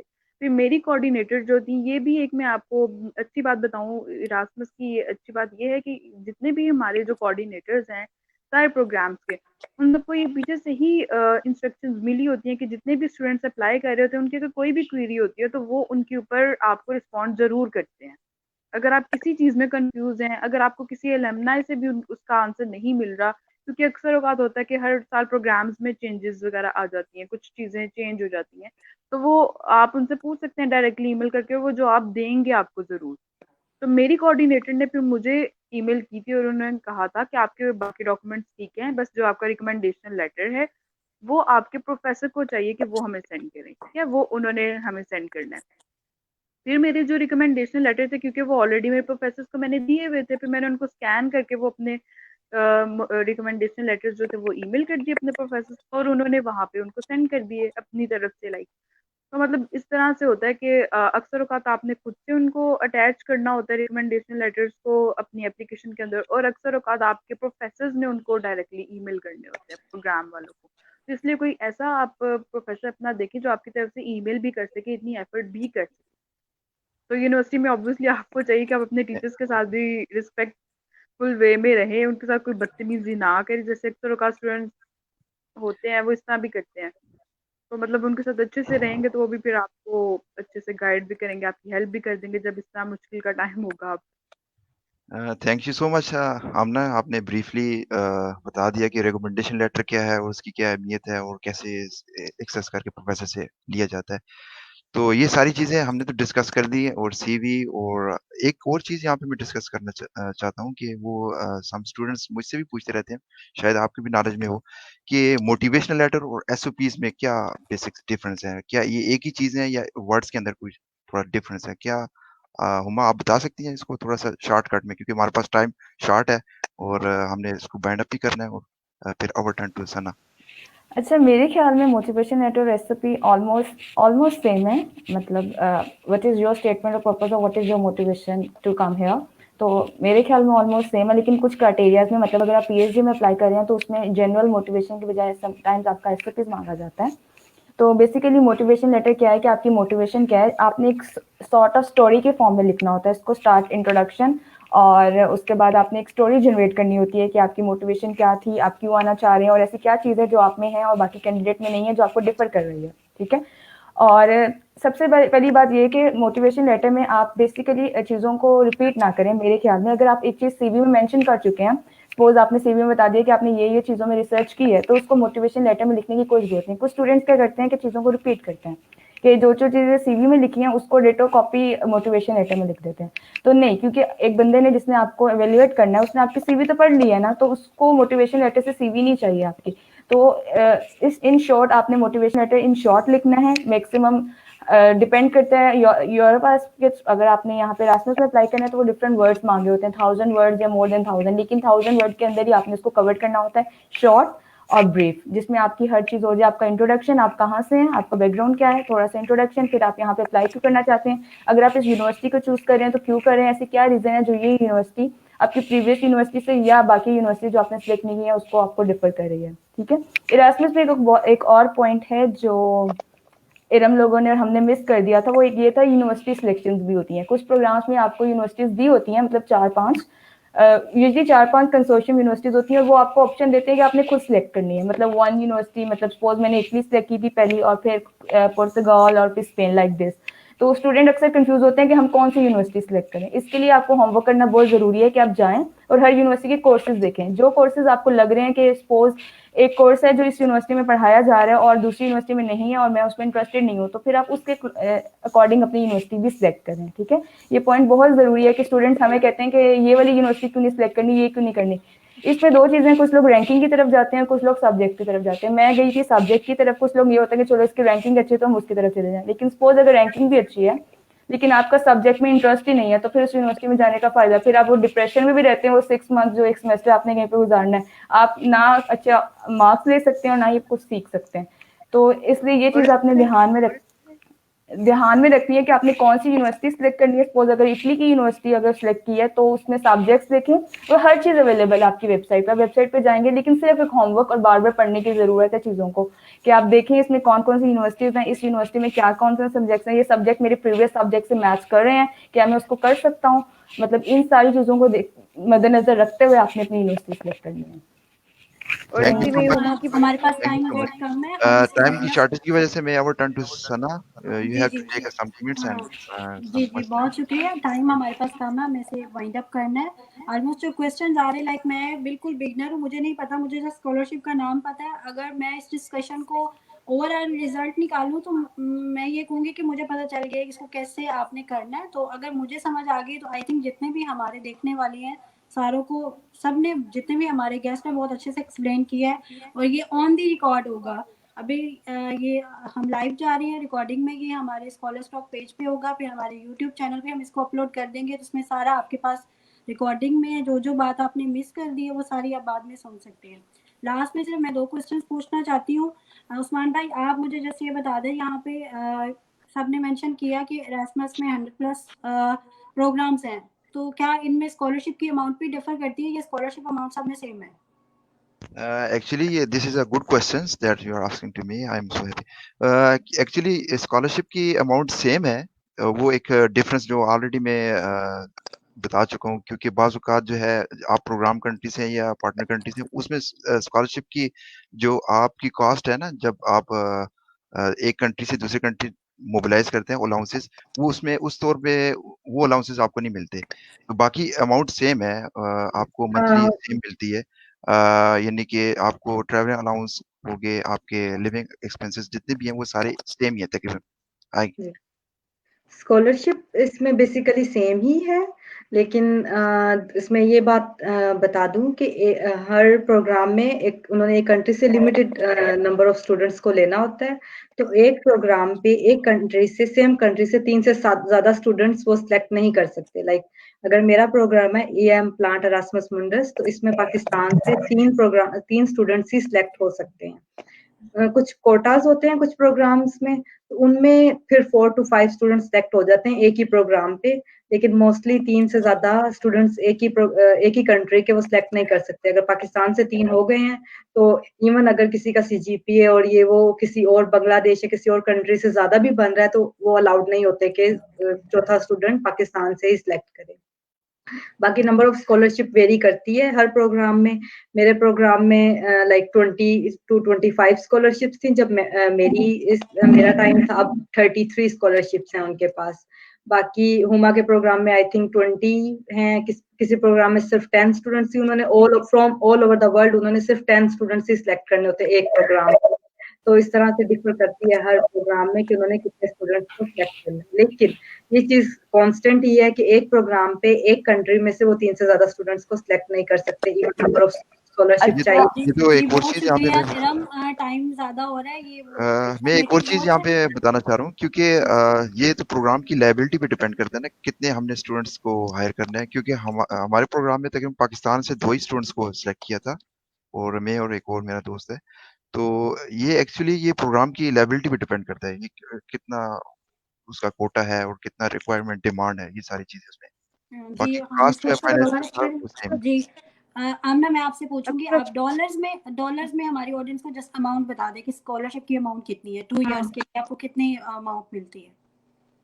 मैं एक्चुअली यूरोस में बताना चाहूंगी। It was 49,000 Euros for 2 years। 49,000 for 2 years. ठीक है जेनी, यस। आपने एक नंबर बता दिया, वो बाकी सब कन्वर्ट करके इसको देख लेंगे। हुमा, बाकी मैं हर आपसे प्रोग्राम ऑलरेडी लिखा भी होता है ऊपर। हर जब आप प्रोग्राम खोलेंगे उसमें ऑलरेडी लिखा होगा कि इस प्रोग्राम में इतनी अमाउंट है, इतनी मिलेगी 2 जी साल सही में हो, आपको। यानी वो सारी ओवरऑल डिटेल्स वहाँ आपको जो जी सारी इंफॉर्मेशन, आप इसकी वेबसाइट पे जाएं, आप उसके जितने लिंक सब कुछ आपको जो जर्नल इंफॉर्मेशन है नहीं, वहाँ बस पे होगी। छोटा सा नाम। एग्जैक्टली, मैं बस एक छोटा सा नाम आपको बताना चाहूंगी सारे स्टूडेंट्स को। वो आप लोग लिख के इसके पूरे प्रोग्राम सब कुछ आपको वहां से मिल सकता है। आप लोग डायरेक्टली गूगल पे जाएं, वहां पे जाके आप लिखिए इरास्मस मंडस कैटलॉग।